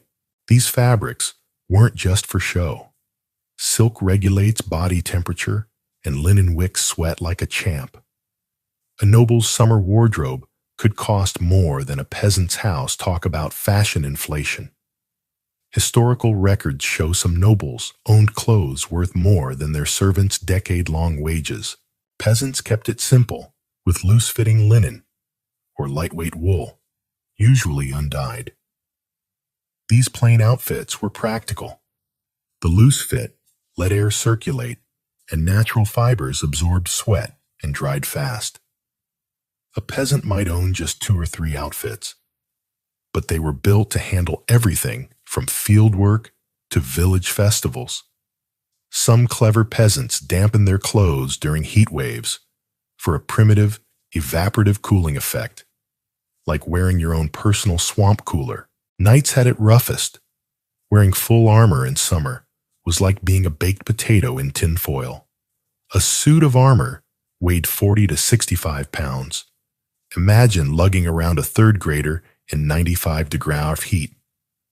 To avoid cooking, knights wore padded gambesons underneath thick quilted shirts that soaked up sweat and cushioned the metal tournament records. Note knights losing up to 5 pounds of water weight in summer events, giving hot under the collar a whole new meaning. Undergarments were surprisingly high-tech. Linen was the medieval equivalent of performance fabric prized for wicking moisture.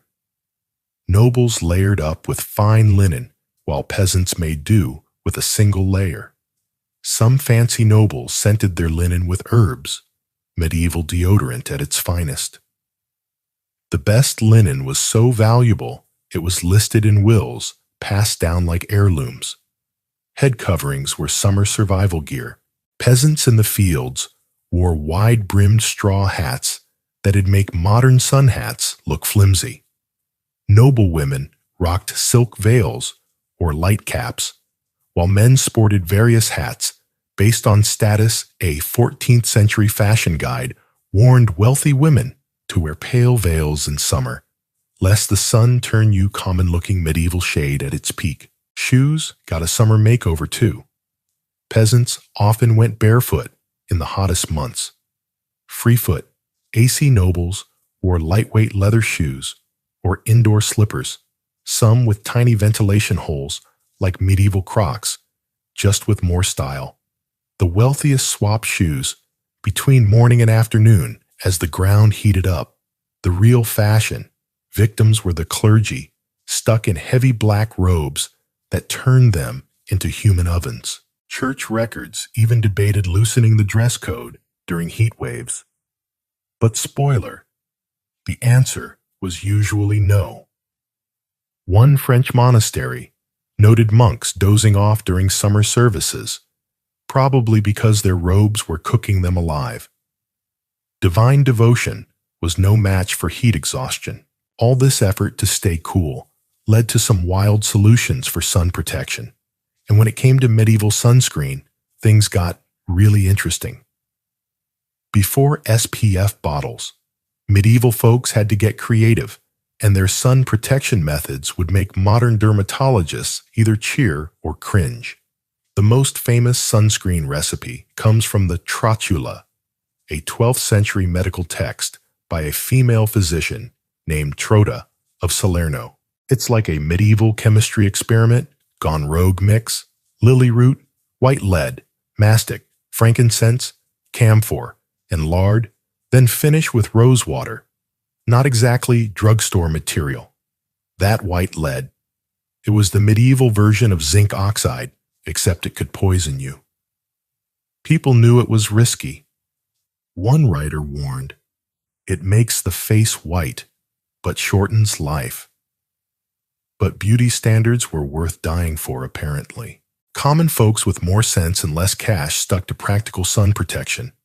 Wide-brimmed straw hats and long sleeves were standard for field workers, keeping them from turning into medieval lobsters.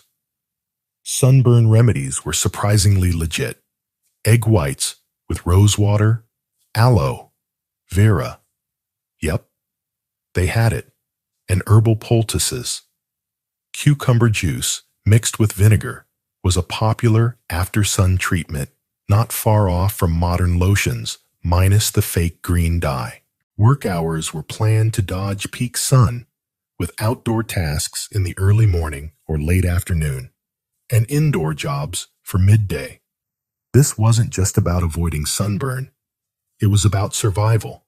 Medical texts, record cases of severe sunstroke like a stone mason who worked through noon and wandered in mind for 3 days. Medieval. OSHA would have had a field day. Cultural attitudes toward sun exposure were wild tanned skin. Screamed peasant so pale skin was a status symbol. Nobles went to extremes, wearing thick veils, gloves, or staying under servant-carried canopies. Town markets stretched canvas awnings over busy areas, creating shaded shopping zones that'd impress modern mall designers. The most effective sun protection, staying inside during peak hours. It wasn't laziness. It was a survival trick passed down through generations.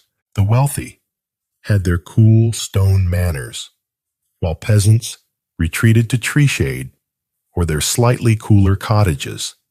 As one medieval writer put it, "Only mad dogs and Englishmen venture out in the midday sun." The phrase might be later, but the vibe was 100% medieval. When you piece it all together, from toxic sunscreen to straw hats, stone floors to thatched roofs, medieval sun protection was a wild mix of ingenuity, superstition, and common sense. They might not have known about UV rays or SPF, but they sure knew how to avoid getting fried, literally and figuratively. So next time you're slathering on sunscreen or cranking the AC, give a nod to those medieval folks who beat the heat with nothing but brains and a whole lot of hustle. Picture this. You're in charge of feeding hundreds of hungry knights, servants, and nobles in a massive medieval castle. No refrigerators, no freezers, not even an icebox to help you out. Yet these stone fortresses somehow kept food fresh for months, sometimes years. Sounds like a culinary miracle, right? For centuries, castle kitchens mastered the art of food preservation with methods so clever they could stock enough provisions to feed over 1,000 people for 6 months. So how did they pull it off? Let's dive into the genius and sometimes downright wild world of medieval castle food storage, where salt was worth its weight in gold, and a good pickle could save the day. Under the castle, let's start where the magic happened, deep beneath the castle. Medieval builders were onto something brilliant when they carved out massive underground cellars. These weren't just dusty storage rooms. They were nature's refrigerators, holding a steady 55 degrees, 13 degrees year-round. The deeper you went, the colder it got, and castle designers used this to their advantage. These cellars were like labyrinths, with different foods stashed at specific depths for optimal freshness. Down in the chilly low 40s, you'd find milk cheese and fresh meat. A few steps up the wine cellar kept the noble's precious vino safe. Because let's be honest, keeping the wine fresh was probably a bigger deal than the meat. Higher levels stored heartier stuff, like root veggies, apples, and preserved goods. These underground mazes were so vast that servants often got lost, leaving chalk marks on the walls to find their way back, medieval breadcrumbs, if you will. One poor guy at Dover Castle went missing for 2 days, only to be found napping next to a wine barrel. His excuse, "I got lost, and the wine kept me warm." Miraculously, he kept his job, but it wasn't all smooth sailing. Rats were a constant nightmare. One castle lost an entire winter's cheese supply to a rodent invasion and flooding. Nothing tanks your day, like finding your root cellars turned into a swamp. These cellars were impressive, but they had their flaws, which is why salt became the medieval world's ultimate food-saving superhero. Salt. Ever wonder why we say someone's worth their salt, or where salary comes from? Back in the Middle Ages, salt was so valuable, it was practically worth its weight in gold. Castles went through insane amounts of it. Records show an average-sized castle used up to 5,000 pounds of salt a year just to keep food fresh. That's enough to fill a small bedroom. The castle's salt master. Yep, that was a real job. Knew exactly which salt worked best for what. Fine white salt was perfect for dairy and delicate meats, while coarse sea salt handled tougher cuts and fish. The science is simple. Salt sucks water out of food and bacteria, stopping spoilage in its tracks. No water, no rot, just happy, well-fed castle folks. Salt merchants were the medieval equivalent of tech billionaires. A pound of good salt could buy you a whole sheep, and top traders owned fleets of ships. Of course, where there's money, there's mischief. Some shady merchants got busted selling fake salt made from ground white stones. Talk about taking salt and battery to a new level. Even castle doctors got in on the action, prescribing salted foods as medicine headache. Try some salted fish. Stomach ache. Preserved lemons might do the trick. Compared to other medieval remedies, salt was probably the least weird thing they suggested. But salt wasn't the only preservation trick up the castle's sleeve. Sometimes they took a smokier route to keep food fresh. Smoking.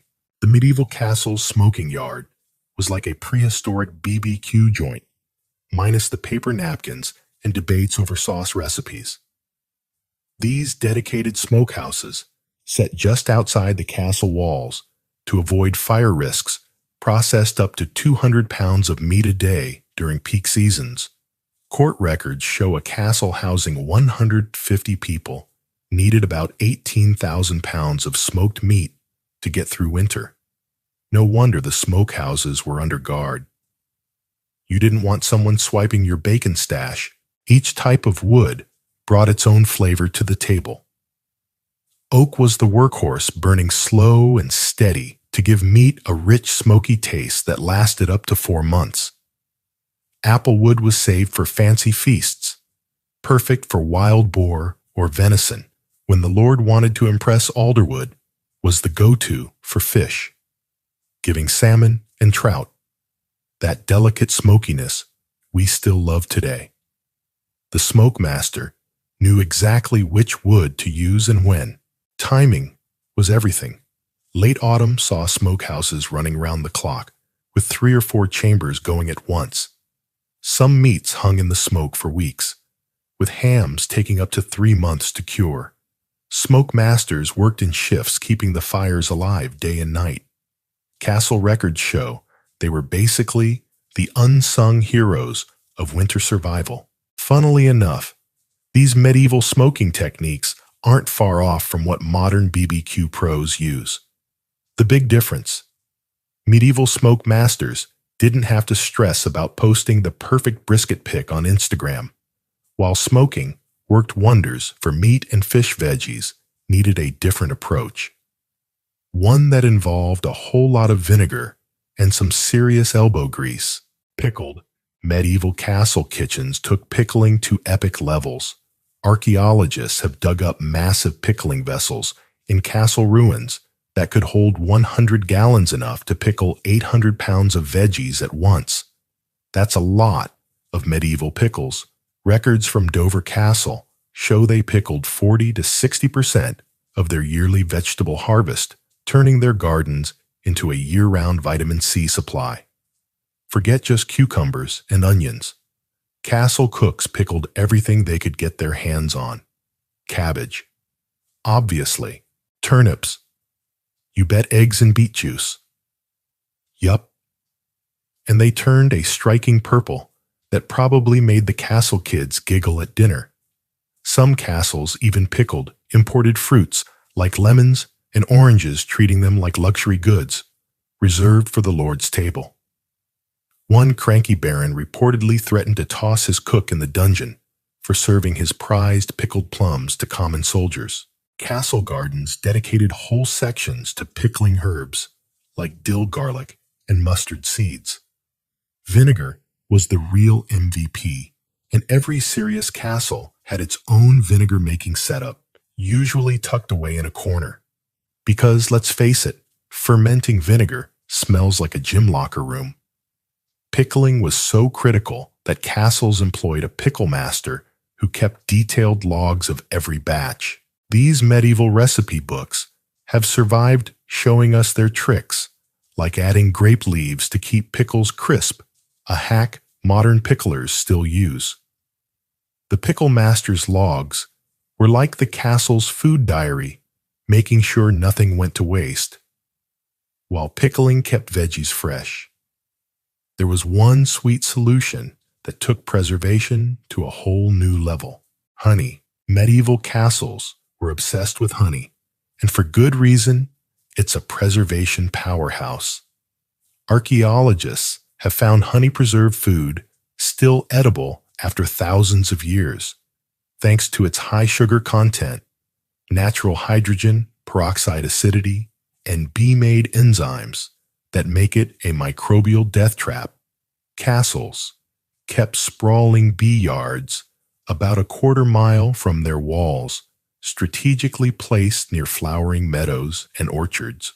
A typical castle had around 100 hives, producing enough honey for both food and medicine. Beekeepers lived in cottages near the hives, making them the only skilled workers who didn't bunk in the castle.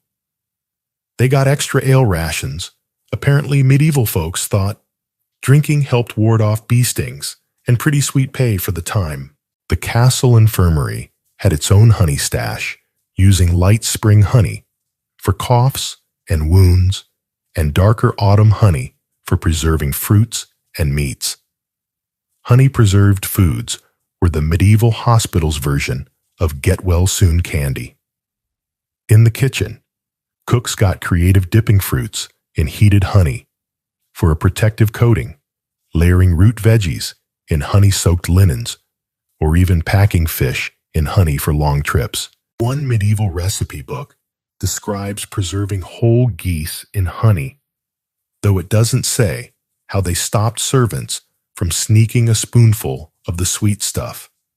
Honey wasn't just a preservative, it was a status symbol, and beekeepers were valued almost as much as the castle's master builders. Architecture. Speaking of builders, the castle's architecture was a food preservation game-changer. Every stone passageway and window played a role in keeping food fresh. Castle architects were like Tetris masters, designing storage spaces with surgical precision. Grain silos held up to 20,000 pounds of wheat cheese. Caves maintained perfect humidity, and spice rooms had custom ventilation. They even used a formula for every 100 people. You needed about 1,000 square feet of specialized storage. The real genius was the ventilation system, using pressure differential ventilation, fancy talk for letting nature do the cooling. Tall, narrow shafts ran from the cellars to the towers, and when wind blew across the tops, it created a vacuum that pulled cool air up from below. One Welsh castle was so good at this that servants would sneak into the storage rooms during summer to escape the heat. Pest control was built into the walls. Architects added ledges rats couldn't climb, angled walls to stop mice, and even mixed pest-repelling herbs into the mortar. Some castles had cat runs, narrow passages. Only cats could use, letting furry exterminators patrol between walls. The kitchen itself was a high-tech hub with a buttery for drinks, not butter, a pantry for bread, and a spicery for pricey spices, each with tailored ventilation and humidity. Some castles had cheese aging rooms with slanted shelves for whey drainage, though one steward griped about the cheese room being too close to the Lord's chambers. The smell was apparently a bit much for noble noses. Kitchen operations. Running a medieval castle kitchen was like managing a small city. The master cook led a crew of about 50, with 15 focused on preservation and storage. The preservation master earned the equivalent of 30 sheep a year, not bad for keeping the nobles' dinner fresh. Kitchen apprentices started at age 12, spending 2 years learning to sniff out spoiled meat rotate stocks and stop nobles from raiding the winter preserves. One apprentice's diary complains about memorizing 200 storage rules before touching anything fancier than a turnip inventory. Tracking was slick. Head cooks used tally sticks, chalk marks on barrels, and numbered tags for meat. Archaeological digs have found loaded dice near the hearth kitchen, gambling anyone, and recipes scratched into walls. Seasonal challenges. The preservation calendar was a year-round hustle. Spring meant pickling and smoking last winter's stores before they spoiled. Early summer was for drying herbs hung in bundles from the rafters.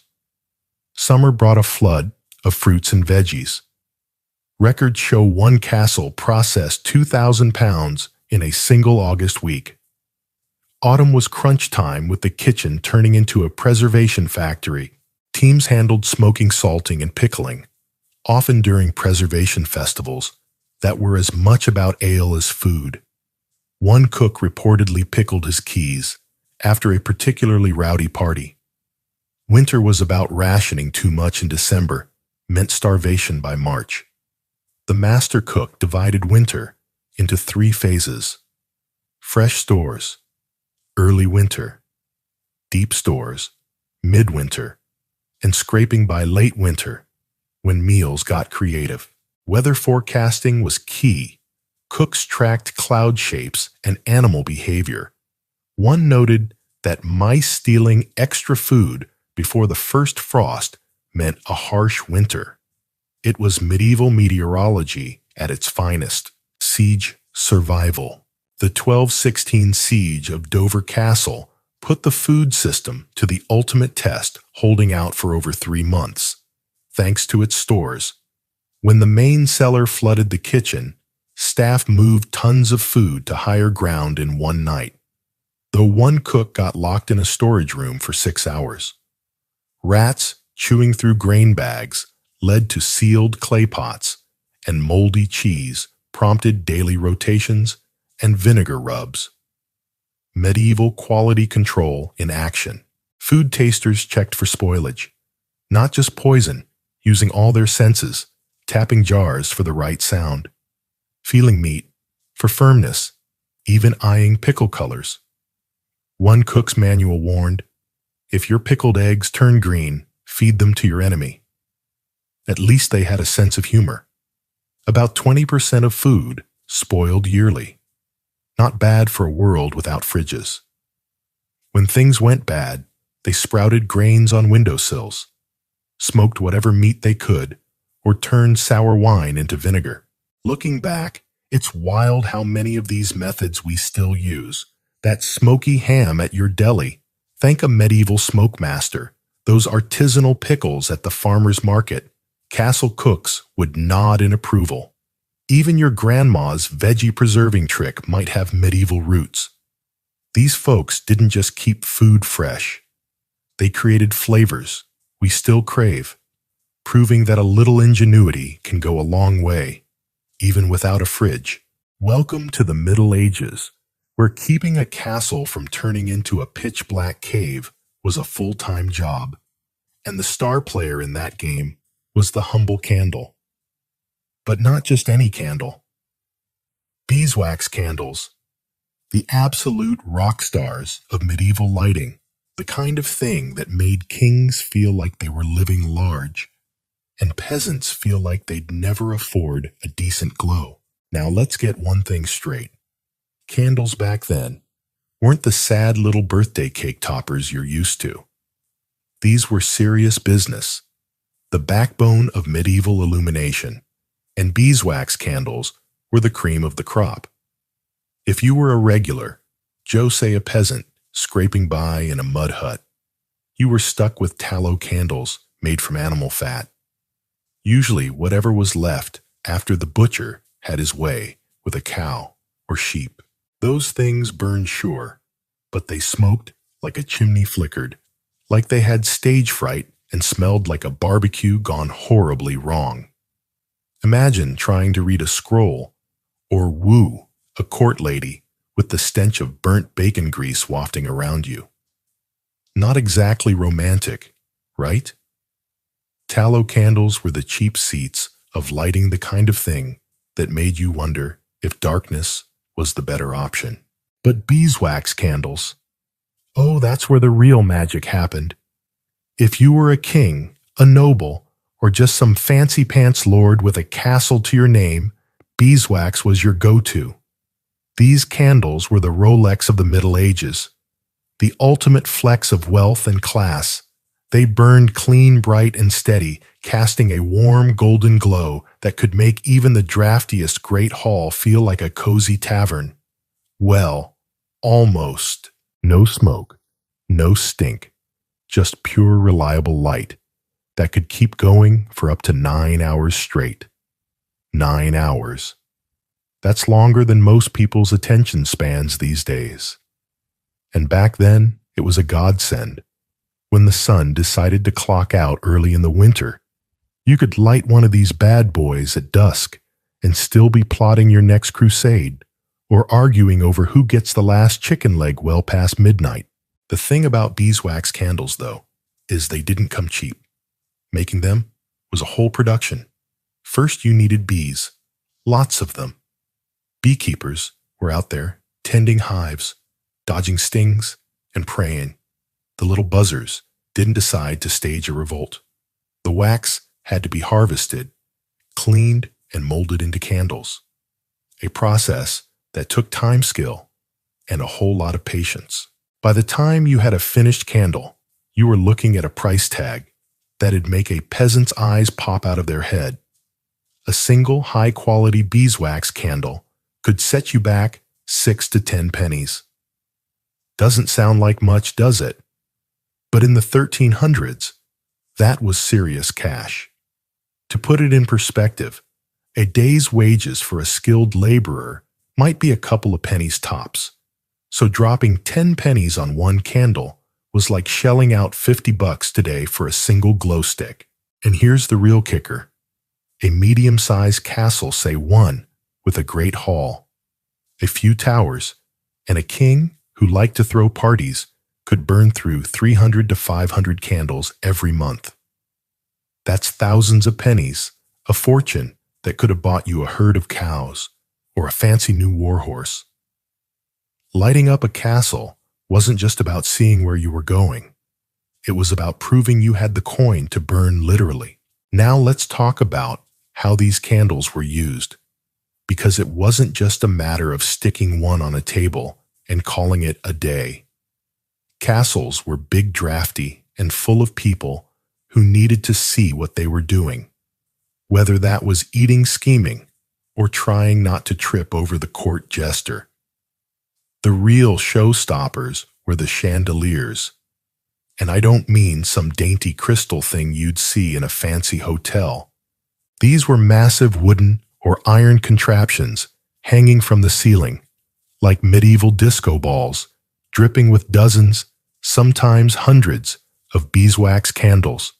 During a big feast, say the king's birthday, or a wedding, to seal an alliance, they'd light every single one, turning the great hall into a blazing spectacle. Imagine walking into a room where the walls are glowing gold shadows, dancing like they're auditioning for a horror flick, and the air's filled with the faint, sweet scent of beeswax, to a medieval noble that was like stepping into Times Square on New Year's Eve. It was loud, it was bright, and it screamed, "Look at me, I'm loaded." But getting those chandeliers lit was no small feat. Picture a team of servants, probably the unluckiest guys in the castle, scrambling around on wobbly ladders wearing those pointy-toed shoes that were all the rage back then. They're balancing, sweating, trying not to set their tunics on fire as they light each candle before the sun goes down. One wrong move, and you're not just dropping a candle. You're starting a medieval inferno. Castles were made of stone, sure, but they were also stuffed with tapestries, wooden furniture, and straw-strewn floors that'd go up like a bonfire if a spark got loose. And let's not forget the drafts. Those big open halls were like wind tunnels, with gusts blowing through that could snuff out a candle faster than you can say, "Where's the matches?" Keeping the lights on was a high-stakes game, and the servants were the unsung heroes making it happen. What's wild is how candles weren't just about practical stuff, like not walking into walls. They were the ultimate status symbol, the medieval equivalent of driving a Ferrari or rocking a diamond-encrusted watch. The more candles you could afford to burn, especially the fancy beeswax kind, the richer you looked. Kings and lords didn't just light a couple for dinner. They went all out, turning their halls into a sea of flickering flames to flex on their guests. Picture a visiting duke walking into the great hall, seeing hundreds of beeswax candles blazing away, and thinking, "Okay, this guy's got serious cash." It was like saying, "Oh, these, just a casual Tuesday night in my castle. No big deal." The king might as well have been handing out gold bars with every flicker. And it wasn't just about the number of candles. It was about burning them for no reason other than to show you could. That's next-level medieval swagger. The candles themselves were a big deal in how the castle operated too. They weren't just for lighting up feasts or making the king look good. They were the backbone of evening life. After the sun went down, the castle didn't just shut off like a modern office building. People kept going. Nobles' advisors, even the servants and candles made it possible. In the Great Hall, the court might gather around a forest of candles for storytelling sessions, spinning tales of knights and dragons while the flames danced. Important meetings happened by candlelight too, which might explain some of the weirder decisions in medieval history. Try reading a peace treaty when the light's flickering, like it's got a mind of its own, and you might accidentally sign away your kingdom or marry off your kid to a rival lord. Wait, I thought that said trade agreement, not betrothal. Candlelight was the ambiance for everything. Gossip, politics, romance, you name it. It set the mood, even if that mood was sometimes hope. I don't burn the place down. Managing the candle supply was like running a medieval version of a Yankee candle store, except instead of picking between winter pine and pumpkin spice, you were just trying to make sure the castle didn't go dark. A decent-sized castle needed massive stockpiles, especially in winter, when the sun barely showed up for work. We're talking thousands of candles stored in cool, dry rooms to keep them from melting or going bad. The castle's candlemaster. Yep, that was a real job. Had to keep track of every wick, making sure there were enough to get through the long, dark months. It was like being a doomsday prepper. But instead of hoarding canned beans, you were hoarding light. And those beeswax candles. They weren't just lying around in the medieval equivalent of a Walmart. They had to be sourced, crafted, and delivered, which meant dealing with beekeepers, merchants, and probably a few shady middlemen trying to pass off tallow as the good stuff. If the supply ran low, you weren't just out of light. You were out of status, and that was a crisis no king could afford. The social side of candles was where things got really interesting. They weren't just tools. They were the glue that held the castle's nightlife together. Without Netflix or late-night talk shows, people had to make their own fun, and candles were the key. In the evenings, the great hall would come alive with the glow of beeswax nobles clustering around like moths to a flame. They'd swap stories, argue over who'd inherit the next duchy, or maybe just roast the court jester for his latest terrible pun. The light wasn't just practical. It created a vibe, a sense of warmth and community in a world that could feel pretty cold and brutal. And for the king, it was a chance to show off. Lighting up the hall with hundreds of candles wasn't just about seeing the food on your plate. It was about reminding everyone who was in charge, look at all this light. The king was basically saying, I'm the guy who can afford to burn a fortune every night. But let's not kid ourselves. Candles weren't perfect. They were a fire hazard waiting to happen. And in a castle full of flammable stuff, that was no joke. Servants had to be on constant alert, trimming wicks, replacing burned-out candles, and praying they didn't knock one over. And then there was the cost. Even for a king, keeping the castle lit was like pouring money into a bonfire.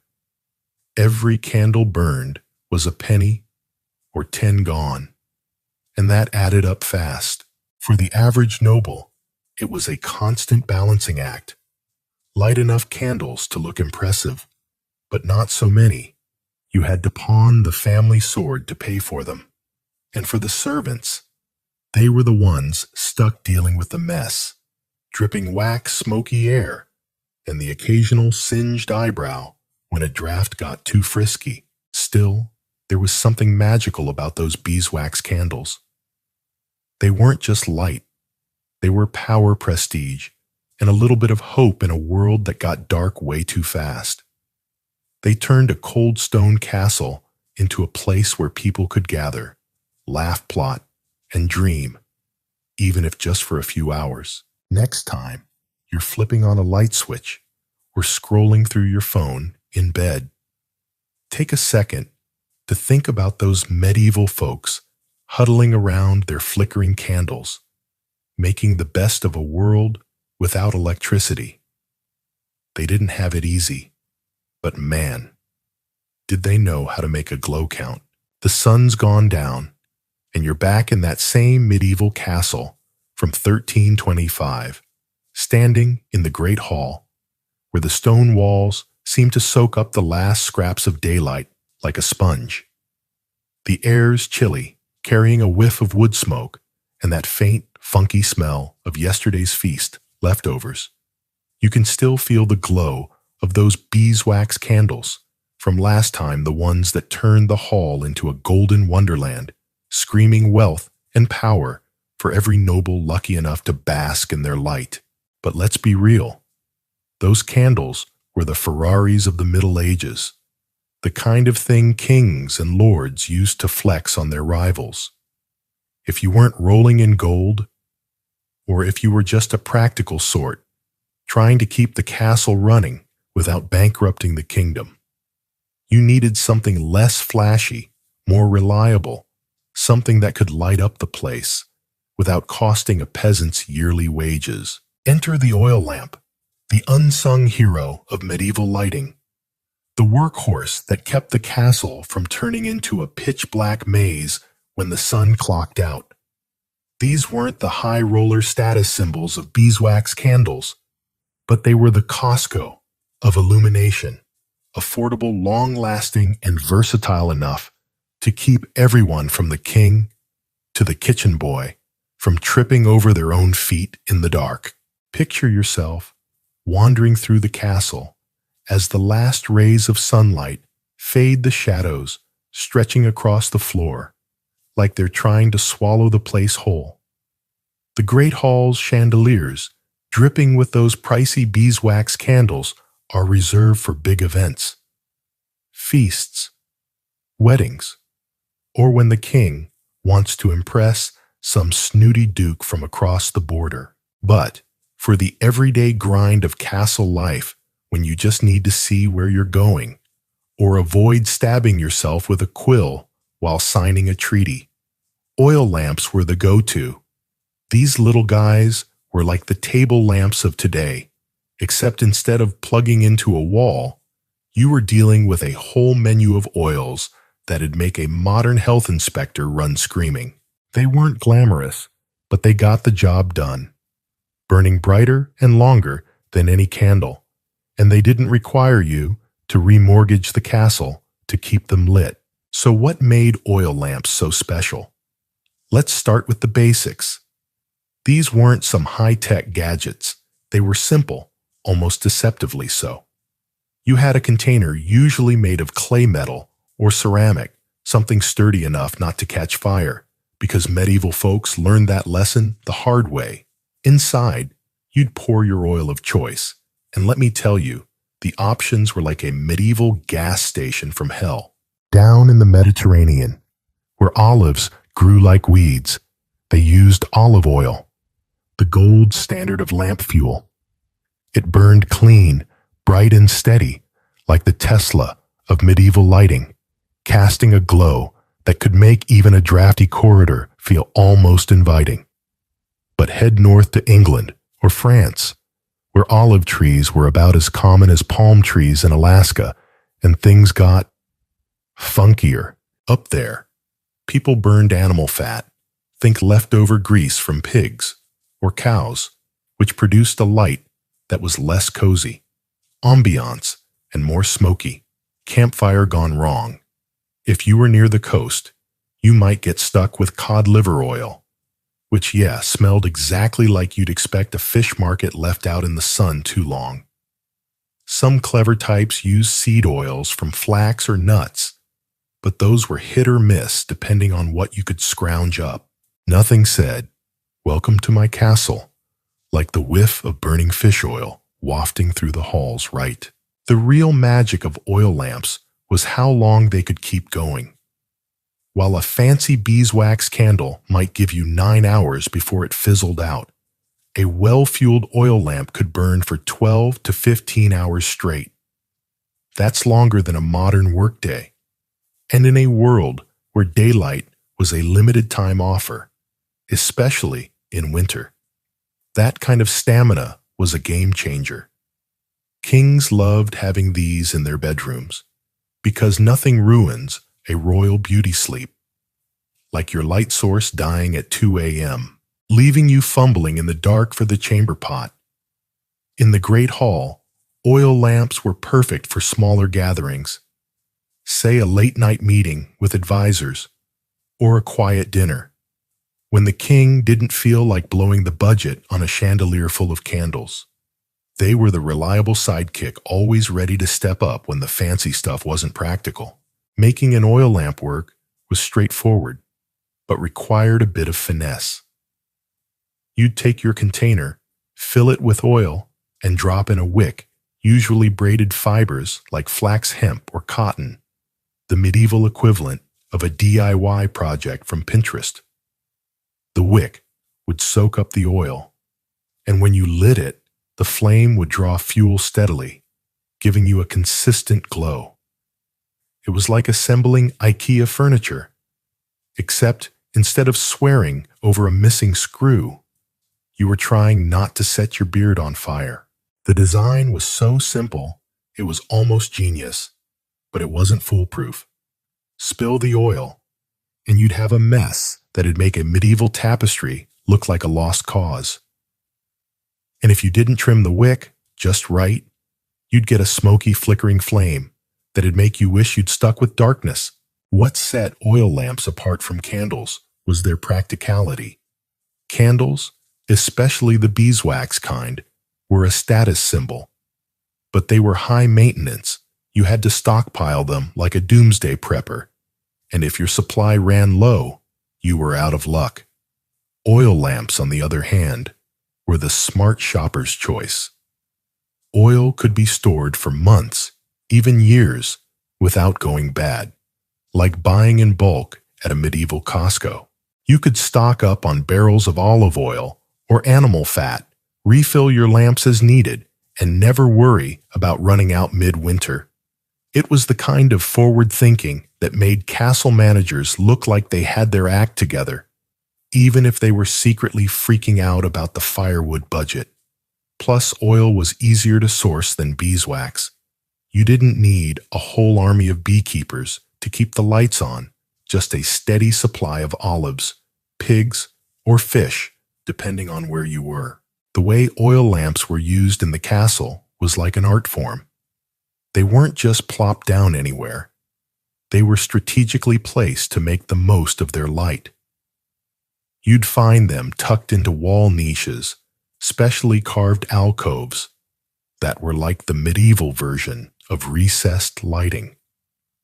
Some had reflective surfaces behind them.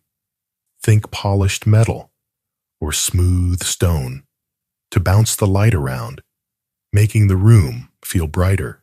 It was like the castle designers were saying, "We might not have electricity, but we've got interior decorating down to a science." Lamps sat on tables in private chambers, hung from holders in corridors, or perched on stands in the kitchen, where the cook needed to see whether that stew was dinner or a science experiment gone wrong. The portability was a big deal too. Unlike those massive chandeliers that took a team of servants to manage, one person could grab an oil lamp and carry it wherever they needed to go. Midnight snack run to the kitchen. No problem. Just take your trusty lamp and hope you didn't trip over a sleeping hound on the way. But let's talk about the vibe oil lamps created, because it wasn't just about seeing where you were going.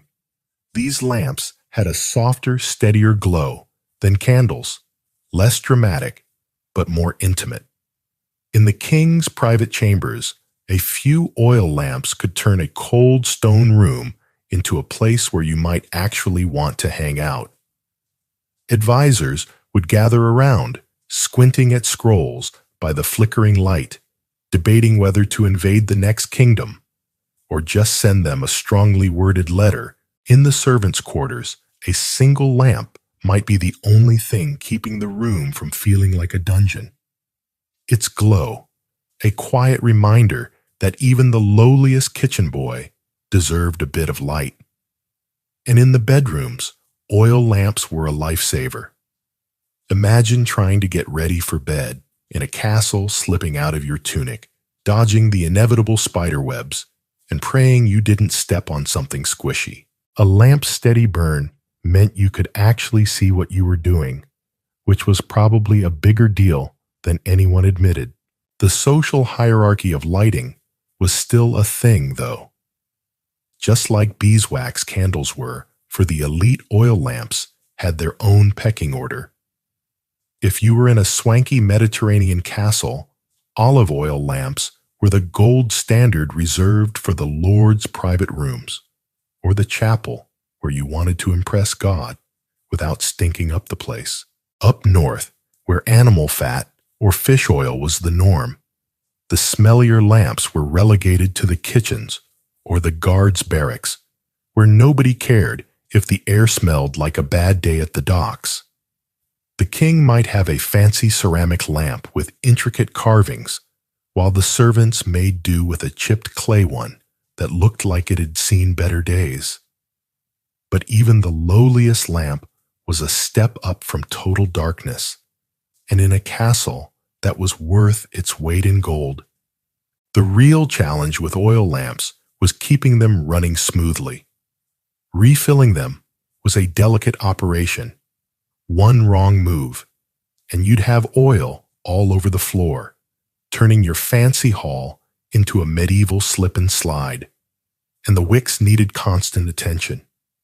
Let them get too long, and you'd have a smoky mess. Trim them too short, and the flame would sputter out like a bad Tinder date. Servants were the unsung heroes here too, darting around to refill lamps, adjust wicks, and pray they didn't spill anything on the Lord's favorite tapestry. Cleaning up oil stains in the 1300s wasn't exactly a walk in the park, and you can bet nobody wanted to be the guy who ruined the Queen's favorite rug. Despite the hassle, oil lamps were a godsend for castle life. They were cheaper than beeswax candles, easier to maintain than a chandelier, and versatile enough to fit any room from the king's bedroom to the scullery. They didn't have the same in-your-face glamour as a hall full of candles, but they were the backbone of everyday lighting, keeping the castle humming when the sun wasn't pulling its weight. They let people work, eat, gossip, and scheme long after dark, turning a cold stone fortress into a place where life could keep going, even in the dead of winter. You're back in that same medieval castle, 1325, standing in a stone corridor that feels like it's holding its breath as the last light of day slips away. The air's heavy with the scent of damp straw roasted meat from the kitchen, and a hint of that sweet beeswax from the candles you saw lighting up the great hall in all its golden glory. Those candles were the king's way of saying, "Look at me. I'm richer than God," burning through a fortune just to flex on his guests. Then there were the oil lamps, the practical workhorses flickering away in every corner, keeping the castle from turning into a pitch-black labyrinth with their steady, no-nonsense glow. But tonight, you're not here for the soft ambiance of candles or the quiet reliability of lamps. Tonight, you're about to witness the rock stars of medieval lighting, the ones that turned every hallway into a scene from a Hollywood blockbuster torches. These weren't just sticks with a bit of fire on top. They were giant flaming beasts that could make a castle feel like it was ready for its close-up in an action movie, complete with drama, danger, and a whole lot of whoa, that's badass energy. Step into the castle's main corridor, where the stone walls stretch up into shadows that seem to eat the light. The sun's gone, and the place is getting dark fast. The kind of dark that makes you wonder if you're about to walk into a wall, or worse, a very cranky night. The servants are bustling their footsteps, echoing as they haul in the night's lighting supplies. You've seen the beeswax candles, those fancy pants glow sticks that cost more than a peasant's yearly wages, and the oil lamps chugging along like the dependable pickup trucks of illumination. But torches, they're in a league of their own. They're not here to whisper cozy or practical. They're here to shout epic, turning a boring old castle into a stage for grand entrances, late-night conspiracies, or just showing off that you're the kind of lord who doesn't mess around. One look at a torch, blazing in a corridor, and you know you're not in Kansas anymore. You're in a world where light isn't just a tool, it's a statement. So what exactly were these torches? Let's clear up one thing. They weren't just random branches you grabbed from the forest and set on fire. Though you can bet some poor sap tried that and learned the hard way. Why it's a bad idea. Torches were carefully crafted, designed to burn hot, long and bright. They started with soft woods, like pine or fir, cut into sticks about 3 feet long, short enough to carry long enough to keep the flames a safe distance from your face, because nobody wants to be the guy who singed his eyebrows off in front of the queen. The real genius was in the prep.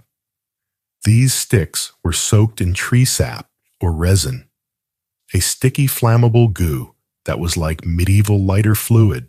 It made the torches burn hotter, brighter, and longer, even if a gust of wind decided to throw a tantrum or a sudden rain tried to crash the party. A well-made torch wasn't just a light source. It was a mini bonfire. You could carry a portable piece of chaos that said, "I'm here, and I'm not afraid of the dark." The sheer scale of torch use in a castle was mind-boggling.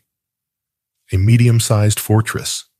Think of few towers, a great hall, and a courtyard big enough for a joust or two could burn through 1,000 tors to 400 pounds of wood every month, just for torches.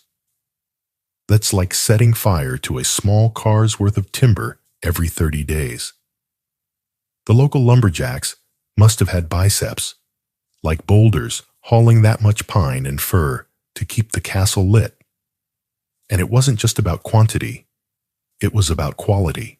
You needed the right wood, the right resin, and a whole lot of elbow grease to turn a pile of sticks into a lighting system that could make a king's entrance look like something out of a Michael Bay movie.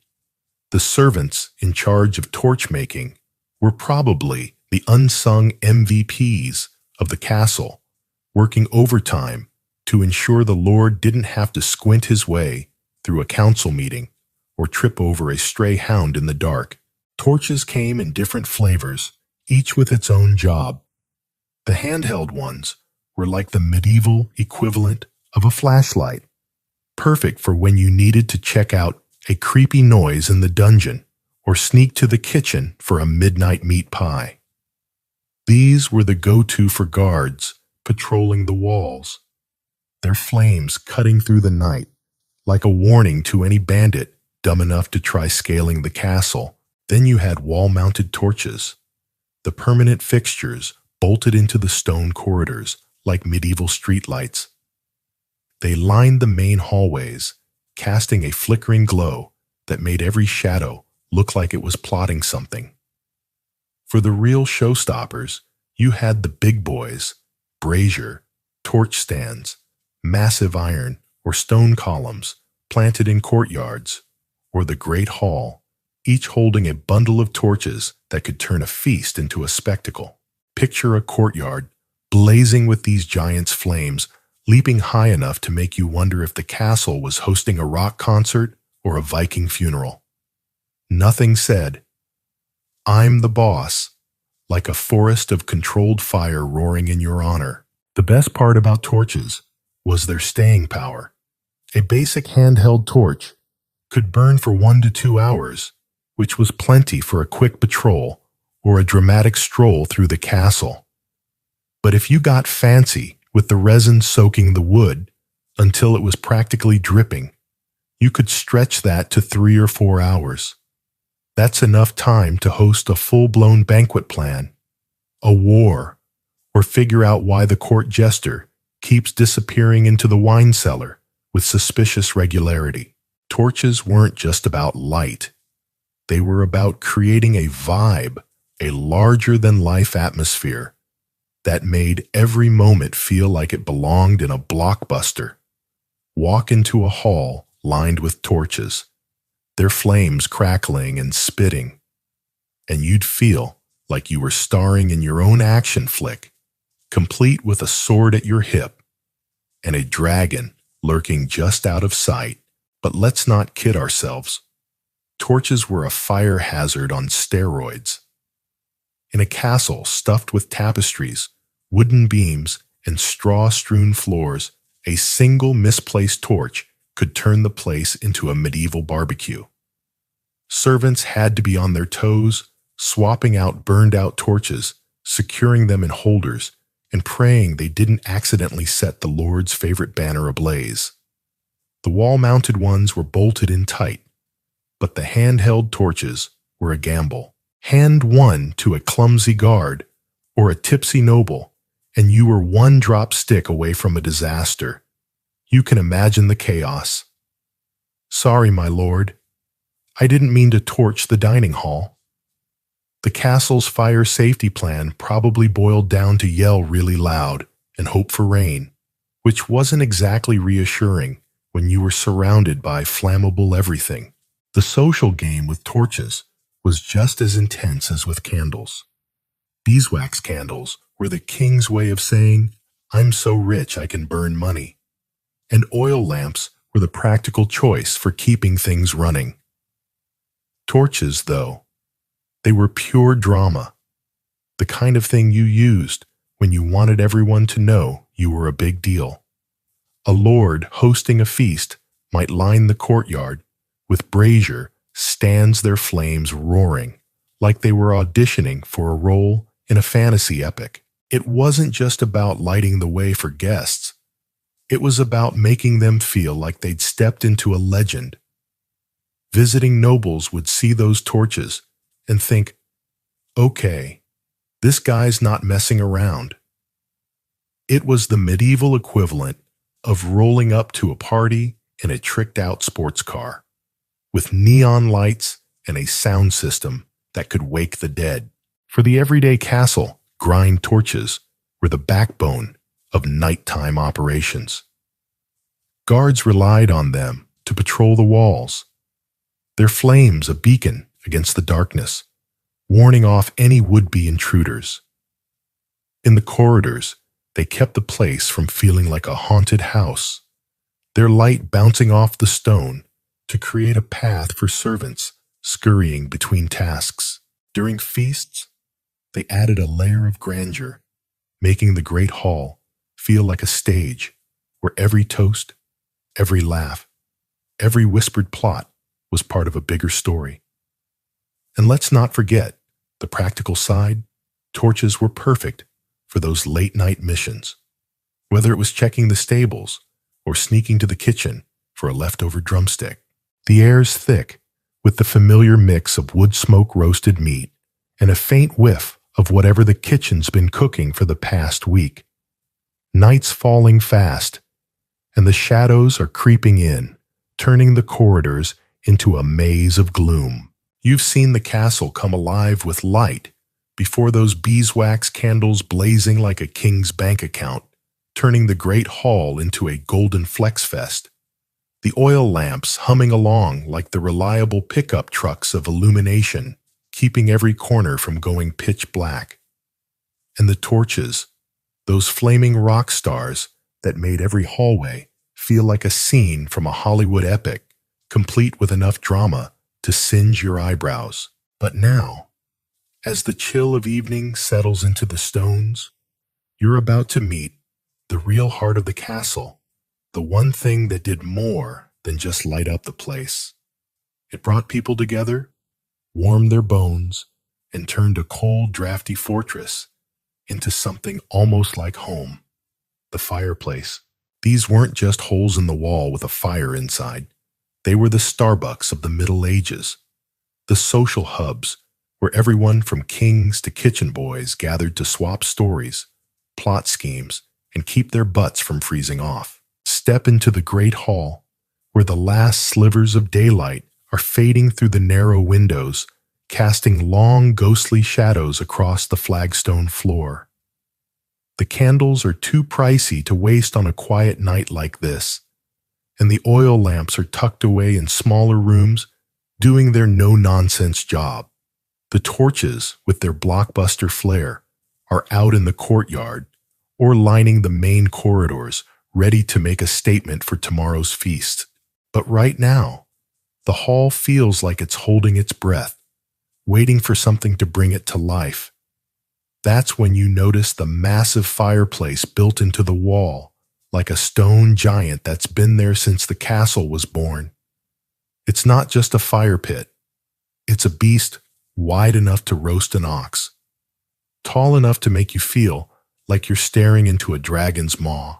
The logs inside are crackling, spitting sparks that dance up the chimney, and the glow is spreading across the room, painting everything in a warm, flickering orange. This isn't just light, it's heat, it's vibe. It's the kind of thing that makes you want to pull up a bench, grab a mug of ale, and forget the world outside is a frozen, wolf-filled nightmare. Fireplaces were everywhere in a medieval castle, and I mean everywhere that mattered. Every important room had one: the great hall, the king's private chambers, the queen's solar, even the kitchen. Though that one was more about churning out stew than looking pretty. These weren't the cute little fireplaces you see in cozy suburban homes today with a few logs and a decorative screen. These were monsters carved into the stone walls, framed with arches that could have doubled as doorways and fueled by enough wood to make a lumberjack cry. A decent-sized castle burned through 2 to 4 cartloads of wood every single day.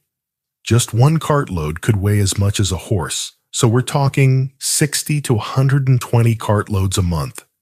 That's like setting fire to a small forest every 30 days just to keep the place warm and lit.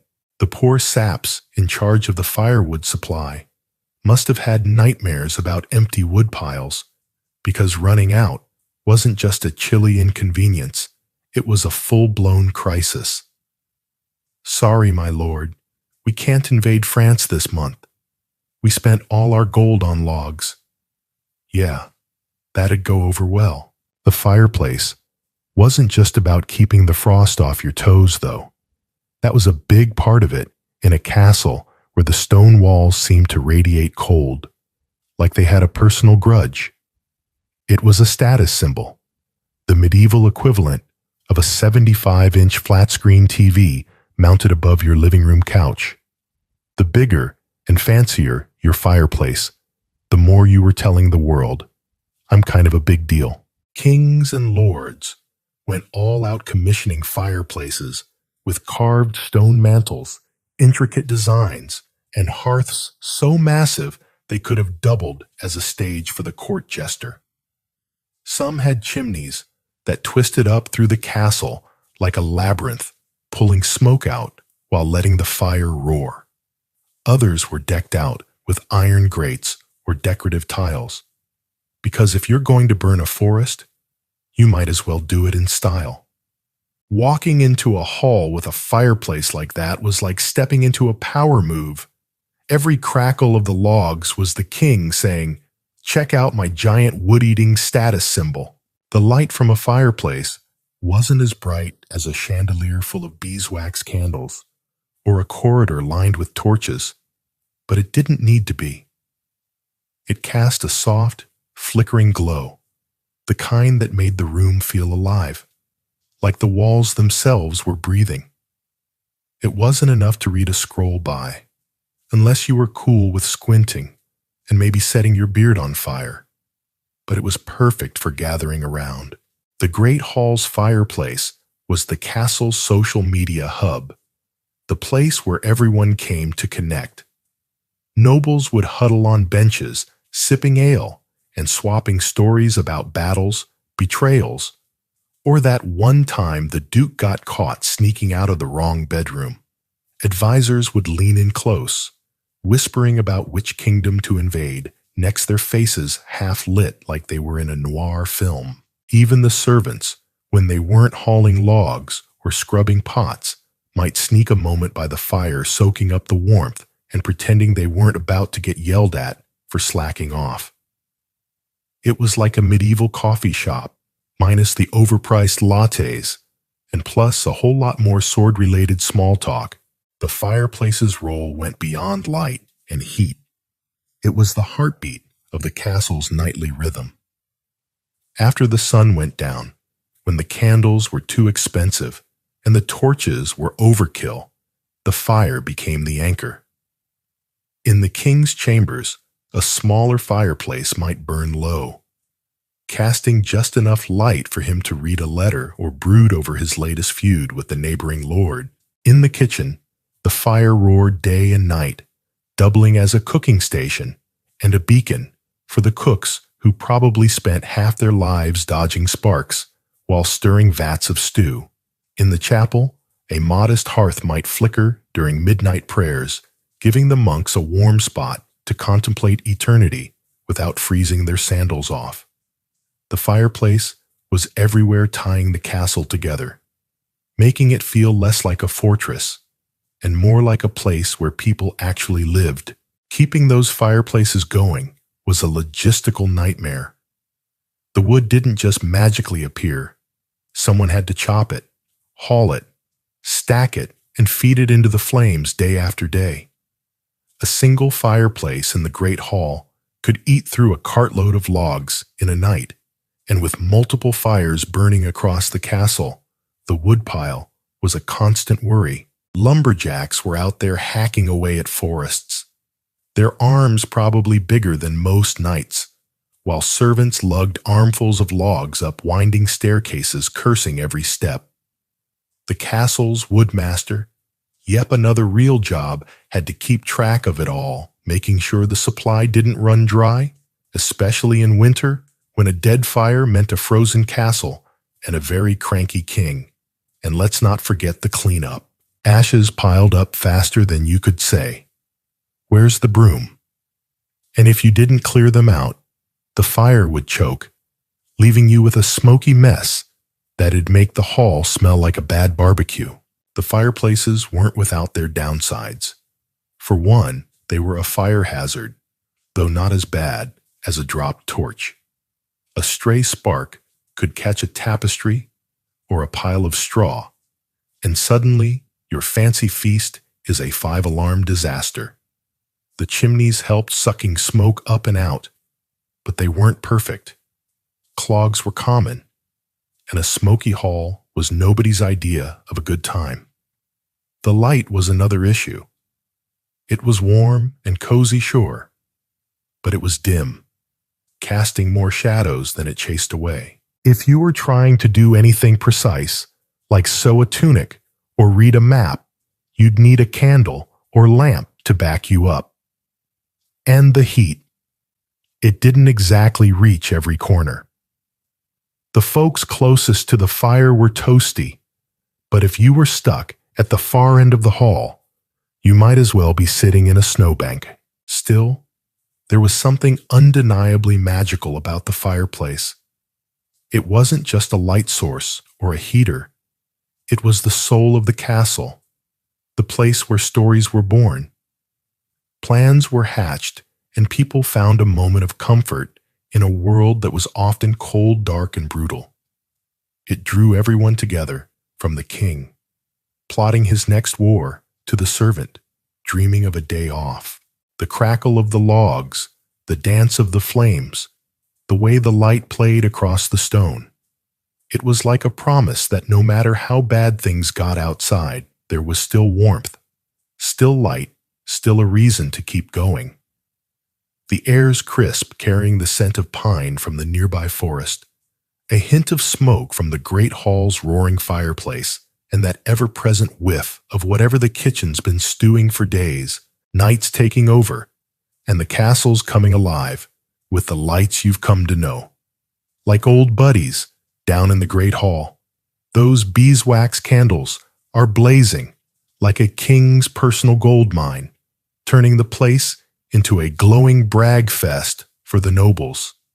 In the corridors, oil lamps flicker like the dependable sidekicks.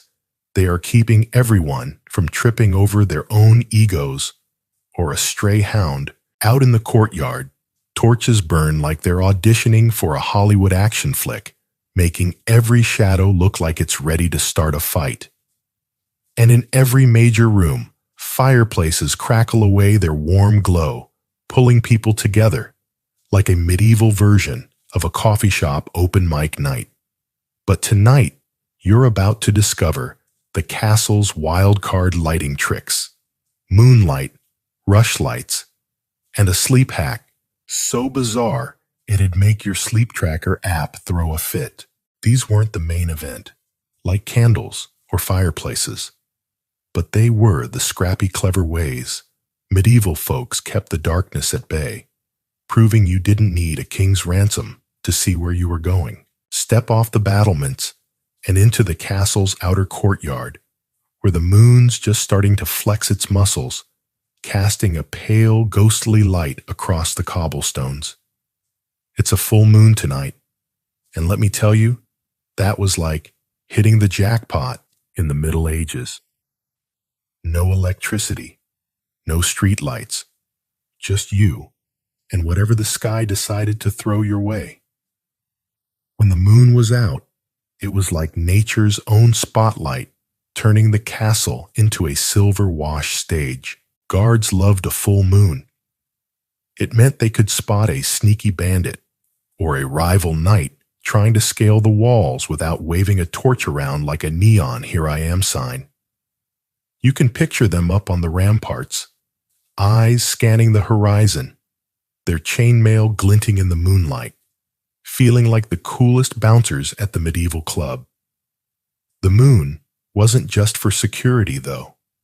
Kings and lords got a kick out of it too, scheduling outdoor meetings under a full moon to add a dash of drama.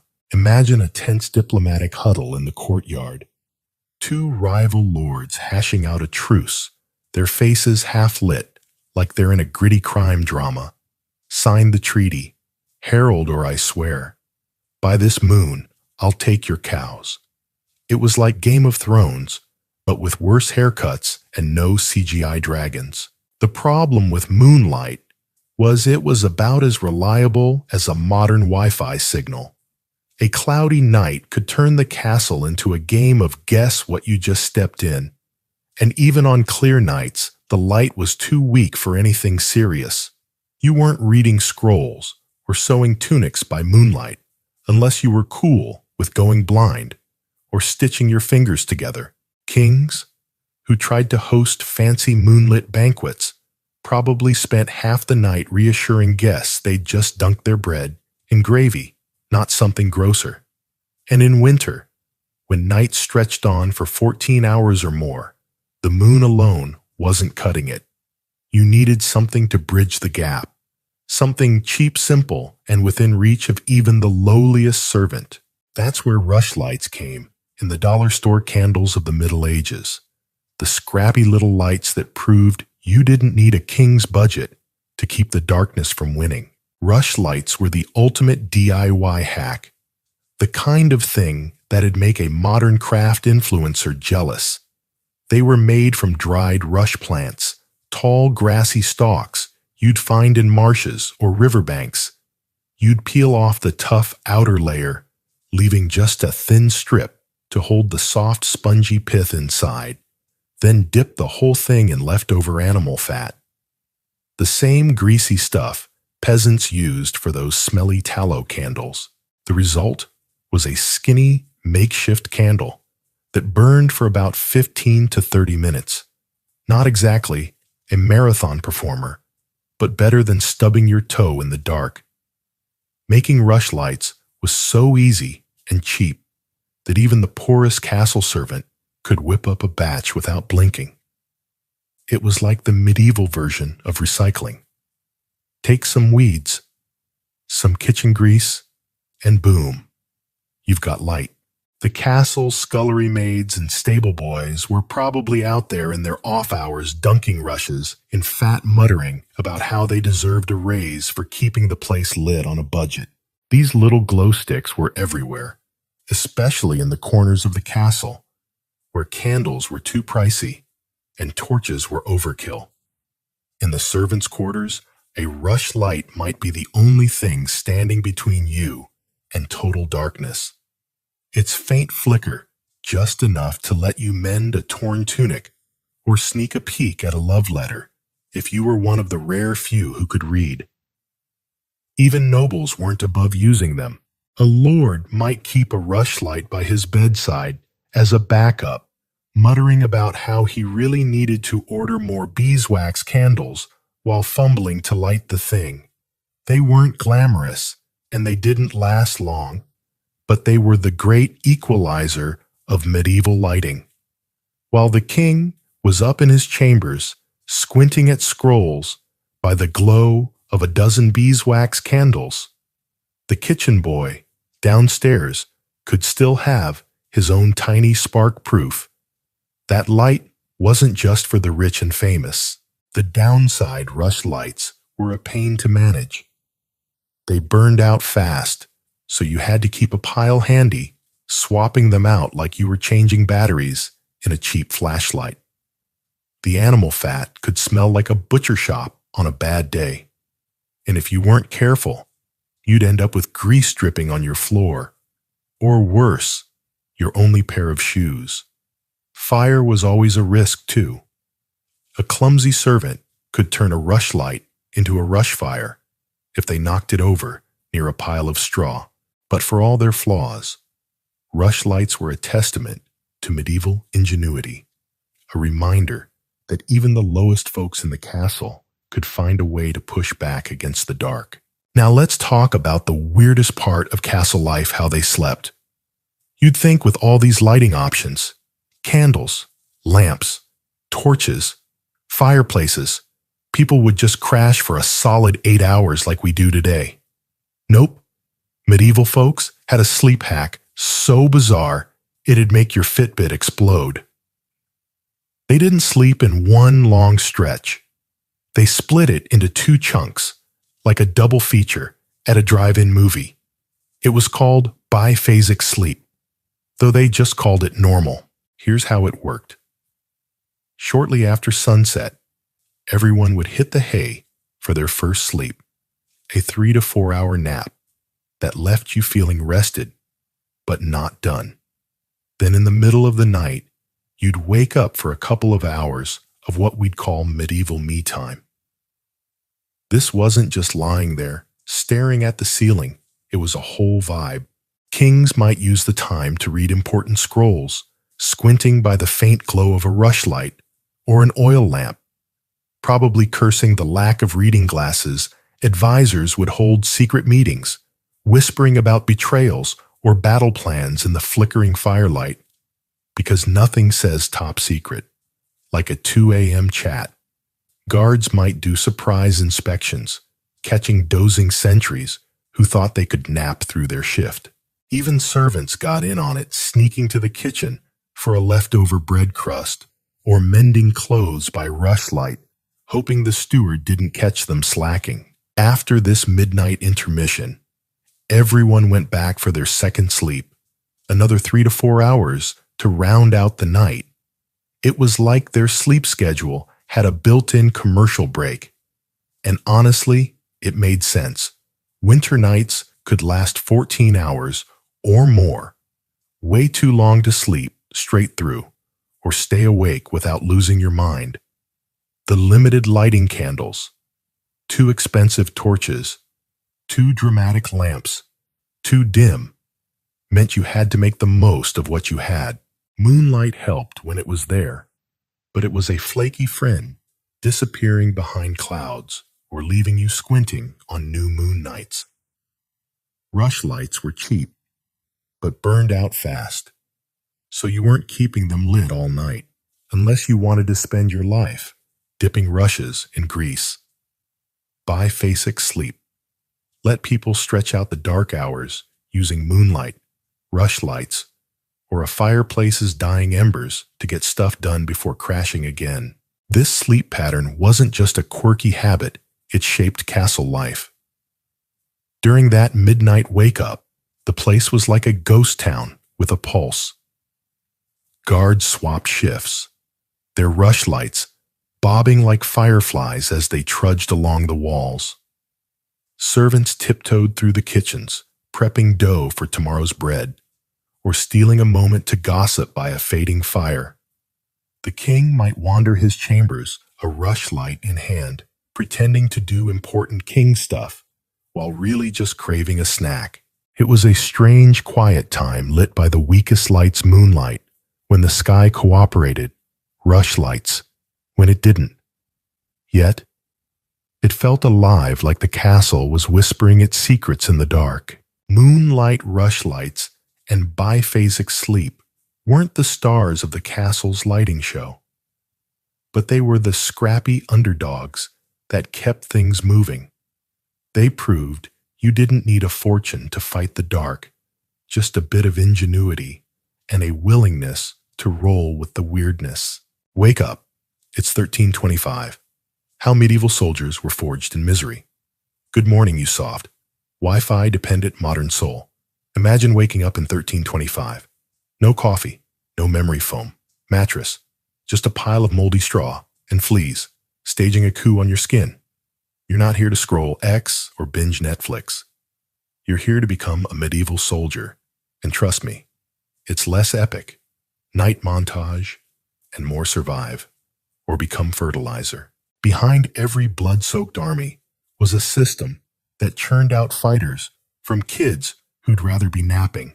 Let's dive into the brutal, darkly hilarious world that built them, where career choice meant, here's a stick, don't die. From cradle to combat squires at 7 forget, dreaming of being an astronaut or TikTok star. In medieval times, kids didn't get career quizzes.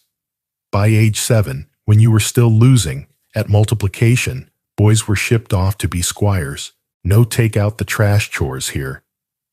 These kids polished armor, heavier than their dreams, fed war horses that could crush them like a soda can, and served as human punching bags for older trainees. Think of them as living crash test dummies. Learning don't die before they knew what death was. Bedtime stories. Nah. Try bedtime. Combat drills. Fairy tales were swapped for lessons on where to stab, so it hurts most. Some squires could list 50 sword moves before they could spell their names. Reading wasn't for fun. It was for decoding battle plans, math, for calculating siege angles, or your odds of surviving spoiler, not great. Oh, and they wore wooden collars at dinner to force good posture. Imagine choking on stale bread because you slouched. Childhood wasn't a vibe. It was a boot camp with worse snacks. Training, suffering with extra suffering. Survive squire life. Congrats. Now the real pain begins. Combat training wasn't a gym session. It was misery with a mission. Picture running at dawn in 60-pound chainmail, like sprinting with a middle schooler strapped to your back. No alarm clocks needed. Your screaming thighs handled. That sword practice meant swinging the same strike hundreds of times until your arm begged for mercy. Precision wasn't optional. It was the difference between riding home or being a shield's new decoration. Weather didn't care. Rain turned fields into mud. Soup snow. Froze your fingers, and heat made armor a personal sauna. A 13th century trainer once said, "Complain about mud battles worse wrestling was another delight. grappling and pinning foes to save your life if your sword got yeeted. Off-duty soldiers bet on these matches. Turning pain into medieval pay-per-view food was basic but plentiful. 2 pounds of bread, half a pound of meat, and watered-down ale. No calorie apps, just eat or collapse. Sleep. You crashed on straw with snoring roommates dreaming of anything but this. Mind games battles aren't just brawn. Think battles were just sweaty guys swinging axes. Wrong. They were sweaty guys with a plan. Soldiers memorized trumpet blasts, drum beats and flag waves. Screw up, and you're charging when you should flee. One mistimed horn meant game over. Formations like the shield wall demanded perfect sync. One guy fixing his hair could doom the team. Armies drilled ranks 20 times a day, shouting "stay in formation" louder than actual war cries. Silent hand signals, 42 of them in a 1326 manual, kept plans sneaky. Signals for archers ahead or cavalry coming were key. Though I bet one was for commander's breath is lethal. Hold your nose. Cavalry riders had it worse, juggling horses, weapons, and formations. Horses didn't care about glory. They bolted when swords clanged. Many battles were lost because horses voted nope and ran. Mental grit was the real MVP, marching into battle with a 50% survival rate.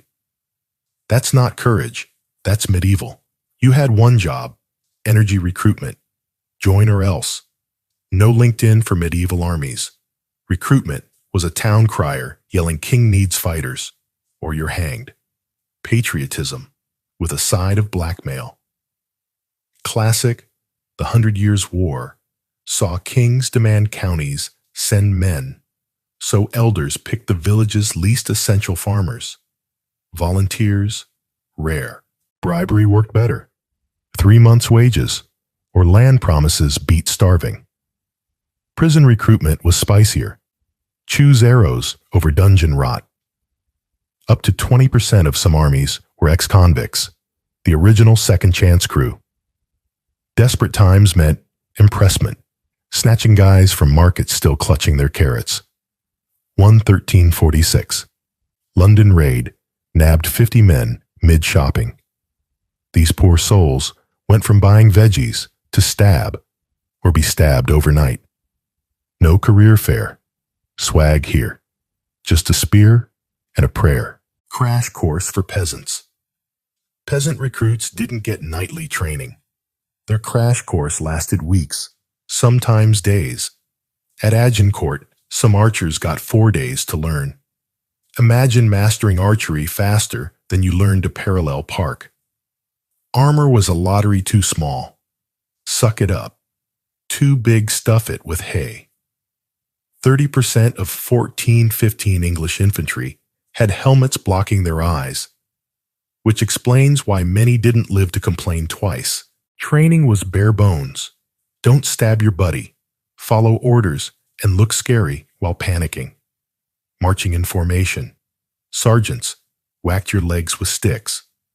Wooden weapons came first to teach control swing without smacking yourself, and you're halfway to warrior status.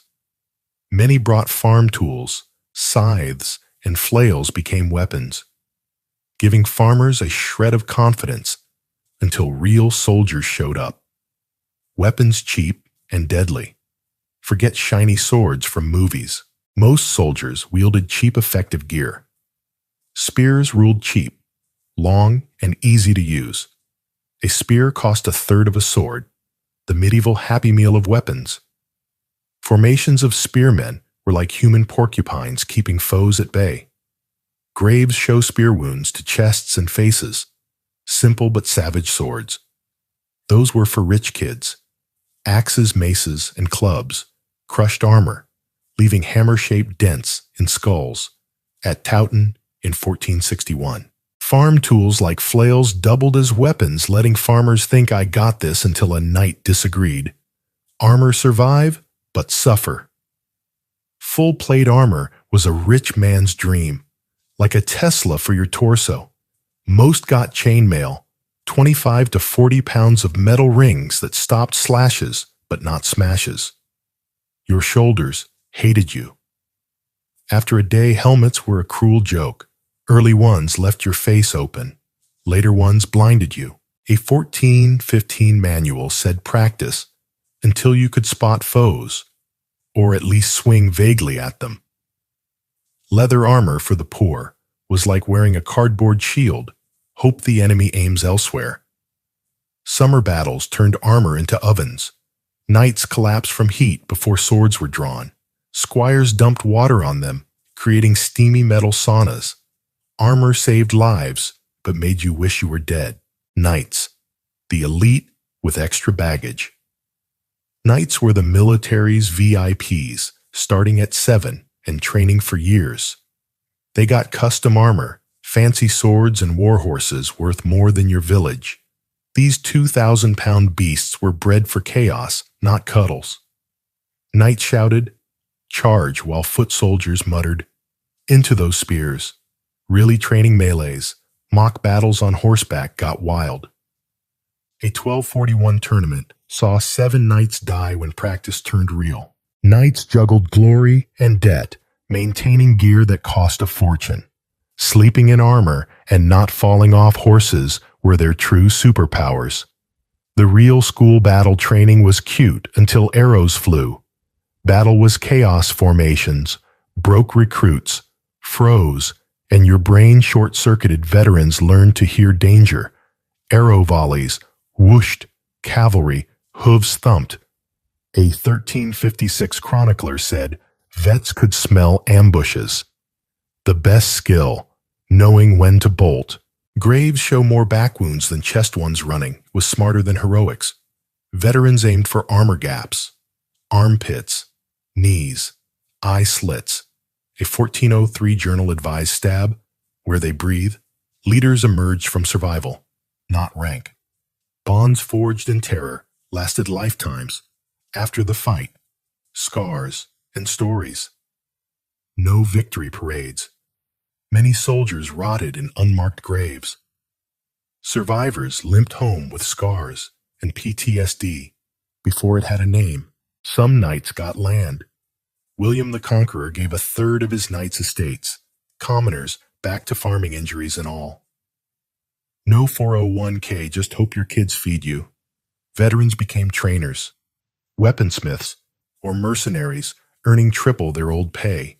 Battle tales became legends, shaping medieval ideas of courage through songs and stories. Ordinary men turned into myths, minus the Instagram filters. So next time you complain about a 9 to 5, remember 1325. No sick days. No HR, just a spear and a 50% chance of seeing tomorrow. Medieval soldiers weren't born. They were forged in a crucible of pain, bad bread, and worse odds. Now go hug your thermostat and thank your lucky stars for delivery pizza. Your story begins with a breath, your lungs, filling with the cool air of forests untouched by Rome. It's around 30 CE, and you're born into the Iceni, a proud, fierce Celtic tribe thriving in the windswept lands that will one day be called Britain. You enter the world surrounded by towering oaks, whispering leaves, and elders speaking in hushed tones of bravery, honor, and independence. Your childhood isn't one of comfort or luxury. No silk gowns or glittering jewels like the Romans you'll one day face. Instead, you grow up running barefoot through tall grass, learning the ways of the warrior and the voice of the land. Your mother teaches you to read the stars, track animals, and honor nature's power. Your father, a respected warrior, instills courage, pride, and a fierce devotion to your tribe. You learn to ride horses almost before you can walk, laughing wildly as you race across fields, feeling the earth's strength beneath your fingers. You train with wooden spears and swords, mastering how to fight, defend, and protect what's yours. You're not raised as a princess waiting for rescue. You're forged as a warrior, fierce and proud. Even as a child, elders see your fire, your defiance, your strength. But this life of freedom exists under a looming shadow. Rome, the empire, has invaded Britain, conquering southern lands, pressing northward, devouring everything in its path. Around the fires at night, elders tell tales of Roman cruelty, armies crushing tribes, erasing freedoms, enslaving survivors. Your tribe, the Iceni, holds an uneasy peace. Your father and the chiefs negotiate carefully, knowing one wrong word could bring Roman legions to your doorstep. As you grow, the cost of this peace becomes clear: submission, tribute, humiliation. Rome allows your traditions for now, but demands taxes, obedience, and your pride. You marry young as custom, dictates to Prasutagus, king of the Iceni, a strong leader wise in diplomacy and war. Together you rule as equals. He respects your strength, your voice, your wisdom. You have 2 daughters, precious and fierce, whom you raise as warriors and scholars, teaching them freedom, courage, and dignity.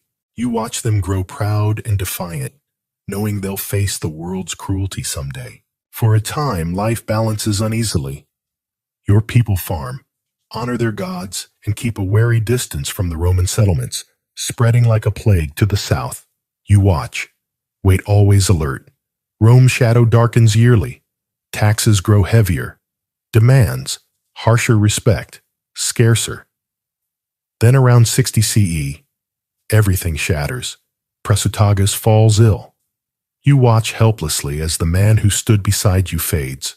On his deathbed, he writes a will to protect your family and tribe, leaving half his kingdom to you and your daughters, half to Emperor Nero, a peace offering meant to secure safety. But Rome doesn't honor gestures. It exploits weakness.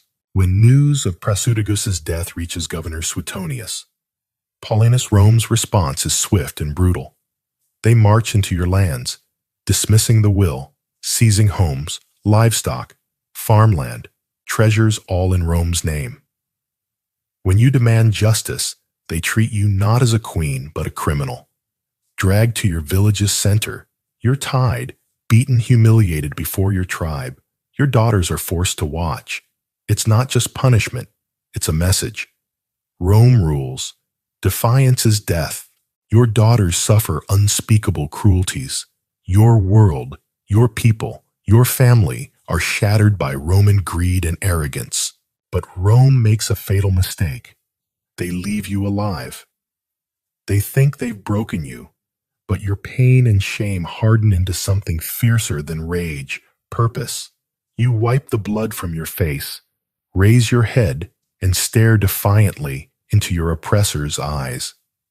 You know what you must do. You become vengeance, freedom, the warrior. Rome fears, standing before your people. Your voice rises like thunder, reminding them of their ancestors, their pride, their honor. You call on the old gods, spirits of earth and sky demanding justice. You vow to drive Rome from your land, burn their cities, avenge every cruelty. Your tribe rallies around you. Your name, Boudica, echoes through villages, valleys, forests, other tribes. The Trinovantes, the Corieltavi, hear your call, pledging warriors eager for battle, hungry for freedom. Your rebellion spreads like wildfire across Britain, a storm of fury and vengeance, unstoppable and righteous. You're no longer just Boudica, queen of the Iceni. You're the embodiment of freedom, and Rome trembles at your name. This is your rise from victim to avenger, mother to warrior, queen, leader to legend. You've known pain, humiliation, suffering at the hands of an empire that thought it could crush you. Rome underestimated your heart, your spirit, your people's courage. Now you stand at the head of a gathering storm. Thousands of warriors, men and women painted in fierce war colors, wielding weapons sharpened by rage awaiting your command. You're not just the Iceni's queen.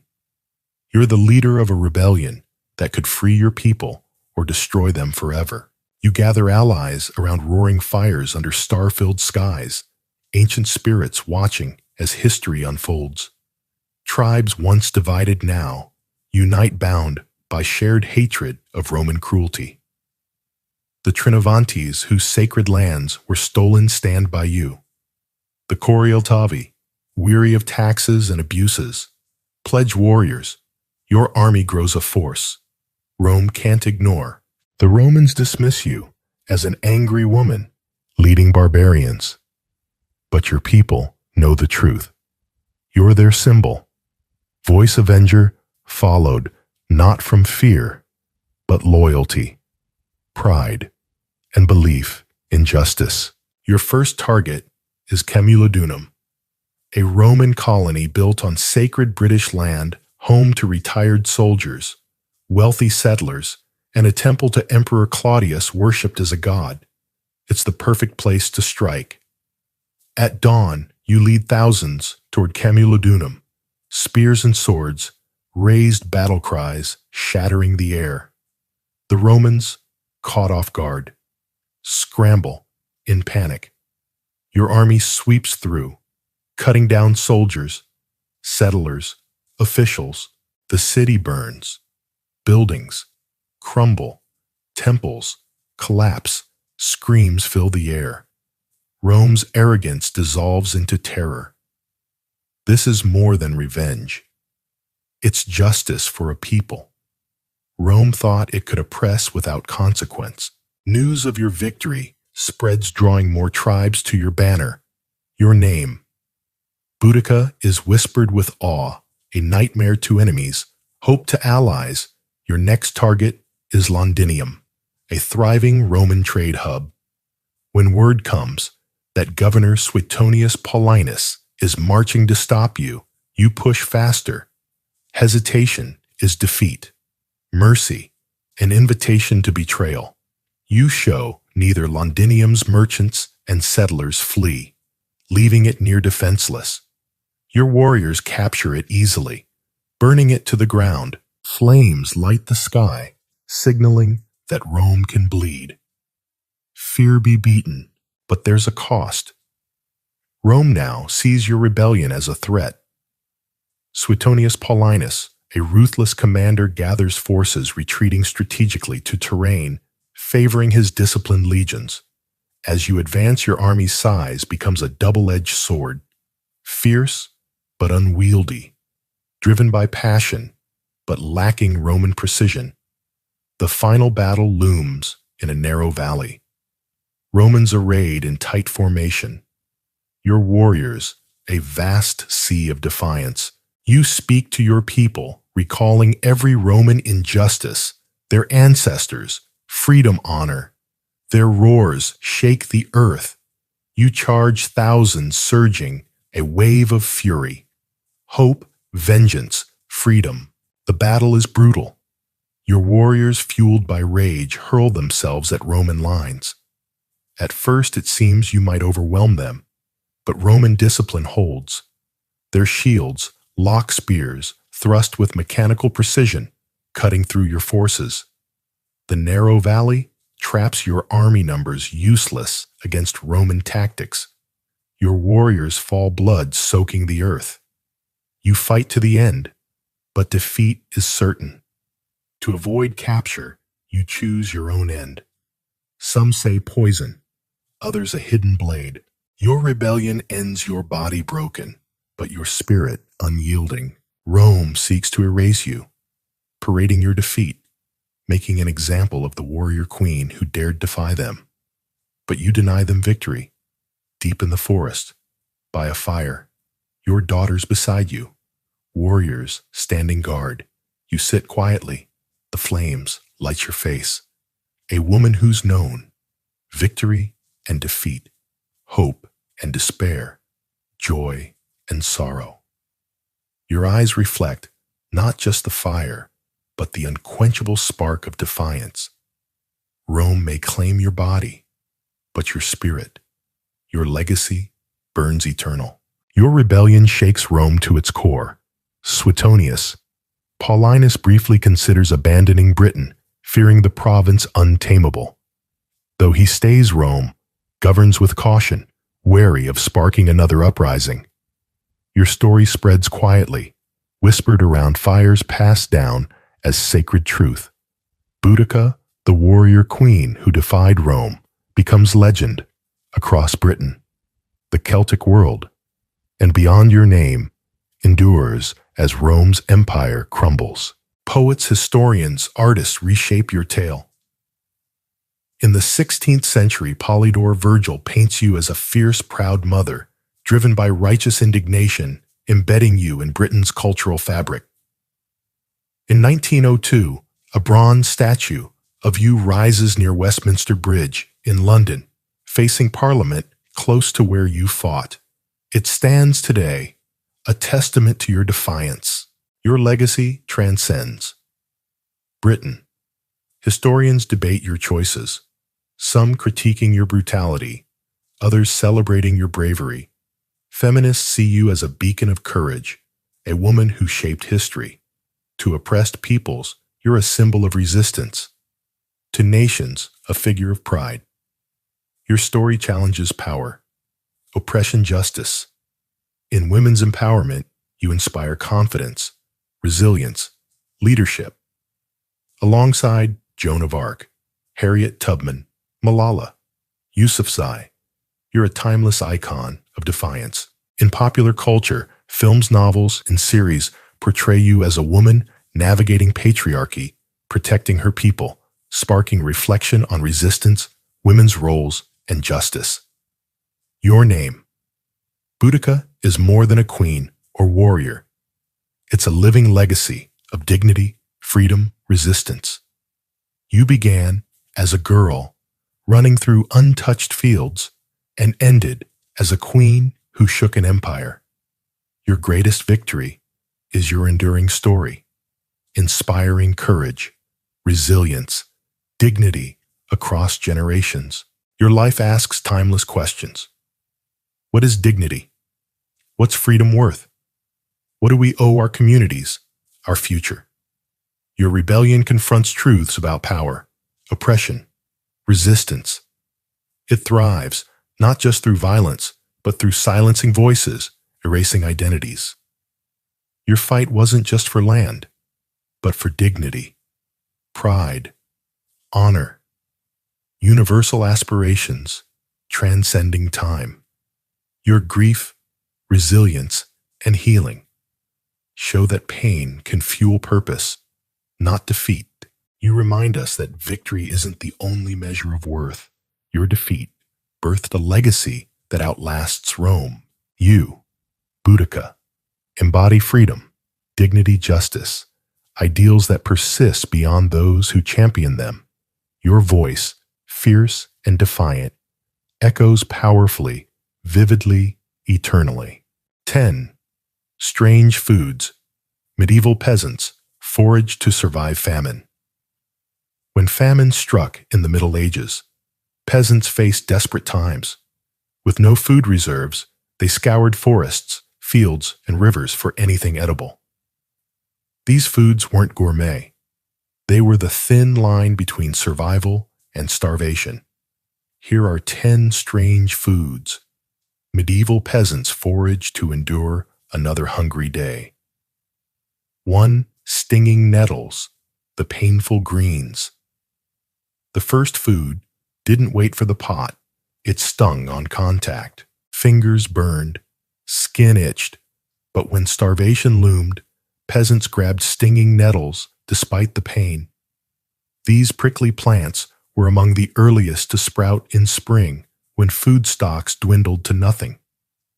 Growing in ditches, along roadsides, and at forest edges, nettles were a lifeline, offering more than just pain, nature's spiky punishment. Nettles were like a high five from doom. Yet peasants learned to tame them. Using sticks or thick gloves, they gathered young shoots and boiled them, neutralizing the stinging hairs. The result?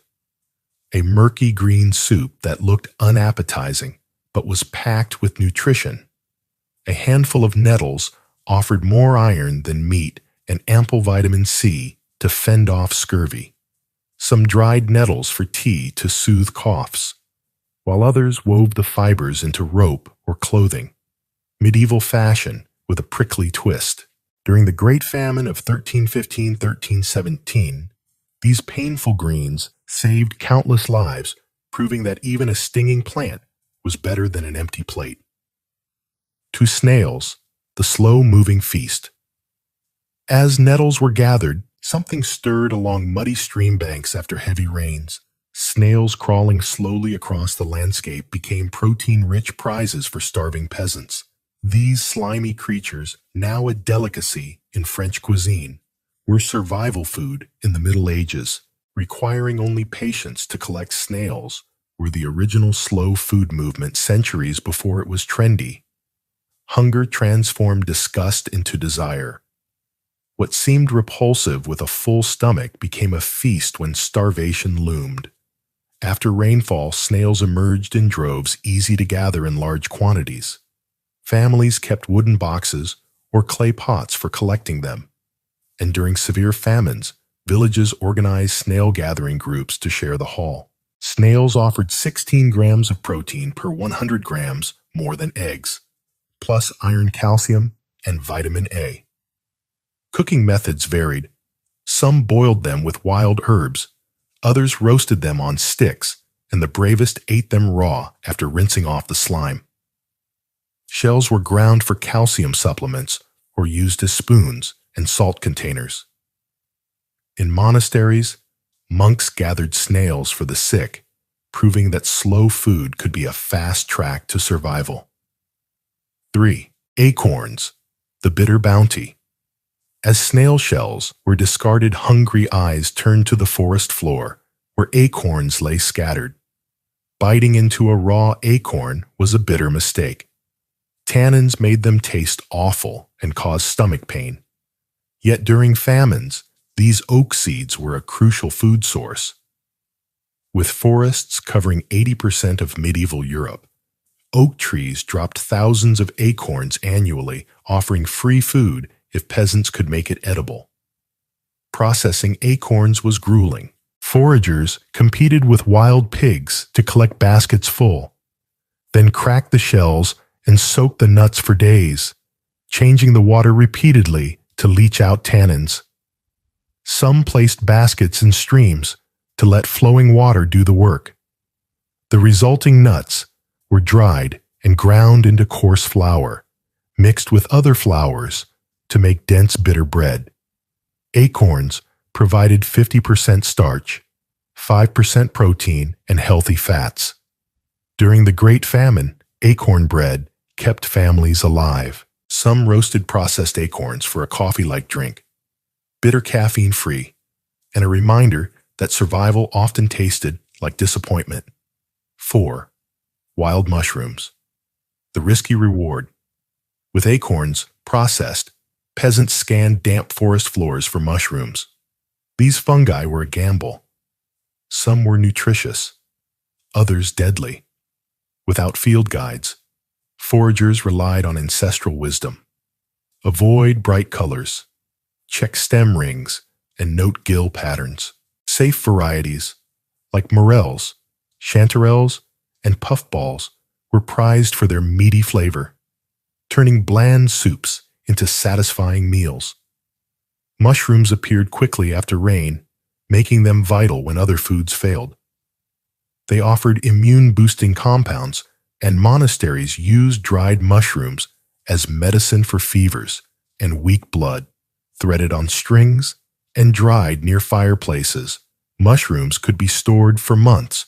Over 70% of mushroom poisoning victims survived, as most toxic varieties caused illness rather than death. For peasants, mushrooms were medieval roulette, spin the forest wheel, and hope for a meal, not a funeral. 5. Burdock roots, the underground lifeline. As mushrooms were gathered, tall burdock plants with sticky burrs caught attention. Their long, dirt-covered roots were the real treasure dug up with wooden tools or bare hands. Growing over 3 feet long, first-year roots were less woody and preferred harvested in autumn or spring for maximum energy. During famines, any root would do. Burdock roots required effort to prepare high in inulin. A sugar humans digest poorly. They caused gas unless processed. Roots were washed, sliced, soaked, and boiled for hours to reduce bitterness. The result was stringy, earthy, and barely palatable, but rich in iron, manganese, magnesium, and fiber. Burdock's anti-inflammatory compounds supported liver function, and its abundance in disturbed soil made it a famine staple. It wasn't delicious, but it was survival. 6 dandelions, the unsung heroes. Bright yellow dandelions dotted spring meadows, offering hope after winter's scarcity. Growing everywhere, fields, paths, even wall cracks. These plants were a medieval lifeline. Young leaves harvested before flowering were tender and slightly bitter, perfect for hunger salads. Flowers were fried into sweet treats, and roots were roasted for a bitter coffee-like drink. 1 cup of dandelion greens outdid carrots in vitamin A and provided vitamin C, calcium, and iron to prevent scurvy and malnutrition. Leaves were eaten raw, cooked, or added to soups, regrowing quickly for multiple harvests. Healers used dandelion sap for warts and tea as a diuretic. During the Great Famine, entire communities survived on dandelions, proving that nature's multivitamin could save lives. 7. Hawthorn berries, the thorny treat. As dandelion tea, faded small red hawthorn berries beckoned from thorny bushes, ripening in autumn and lasting into winter. These barely sweet fruits were a rare treat. Thorns up to 2 inches long made gathering tricky, but their abundance and easy identification made them worth the effort. Boiled into jams or pastes they stored for months. Hawthorn berries offered vitamin C, fiber, and heart-supporting compounds confirmed by modern research. They helped prevent scurvy and aided digestion during famines. Not delicious, but their availability when little else grew made them a medieval success story, a fruit that said, "I'll keep you alive, but you won't enjoy it." 8 wild onions, the tearful savior. A familiar scent wafted through the air. Wild onions, growing near streams and in meadows, these pungent bulbs added flavor to bland meals. Their sulfur compounds, which caused tears when cut, had antibacterial properties, preserving food and preventing illness. Rich in vitamin C, calcium, and iron, wild onions were a nutritional boost. Bulbs, stems, and flowers were used, requiring only a rinse before cooking. Dried and strung near fires. They lasted through winter. Wild onions turned watery soups into something bearable, offering hope and flavor when despair loomed. They were the garlic bread of survival, minus the bread. 9 sorrel, the lemony lifesaver. Along paths, tart sorrel with arrow-shaped leaves grew abundantly. Its lemony flavor transformed bland soups, softening tough ingredients and masking earthy roots. High in vitamin C, a handful prevented scurvy, while its acidity aided healers in treating infections. Sorrel grew everywhere, making it a reliable famine food. From medieval survival to modern French cuisine, sorrel's journey shows how marketing can elevate a humble plant. It was nature's flavor, booster ensuring that even the saddest soups tasted like hope. 10 eels, the slippery prize. In muddy streams, peasants hunted eels, stomping barefoot to feel their wiggle. These snake-like fish were high in fat and protein, rare nutrients when plants dominated diets. Caught by hand or in woven eel pots, they were stewed fresh or smoked for later eels could be traded, offering economic value beyond sustenance. Catching eels was like mud wrestling with dinner as the prize. Their abundance in rivers and marshes made them a famine hero, providing energy and hope when bellies were full.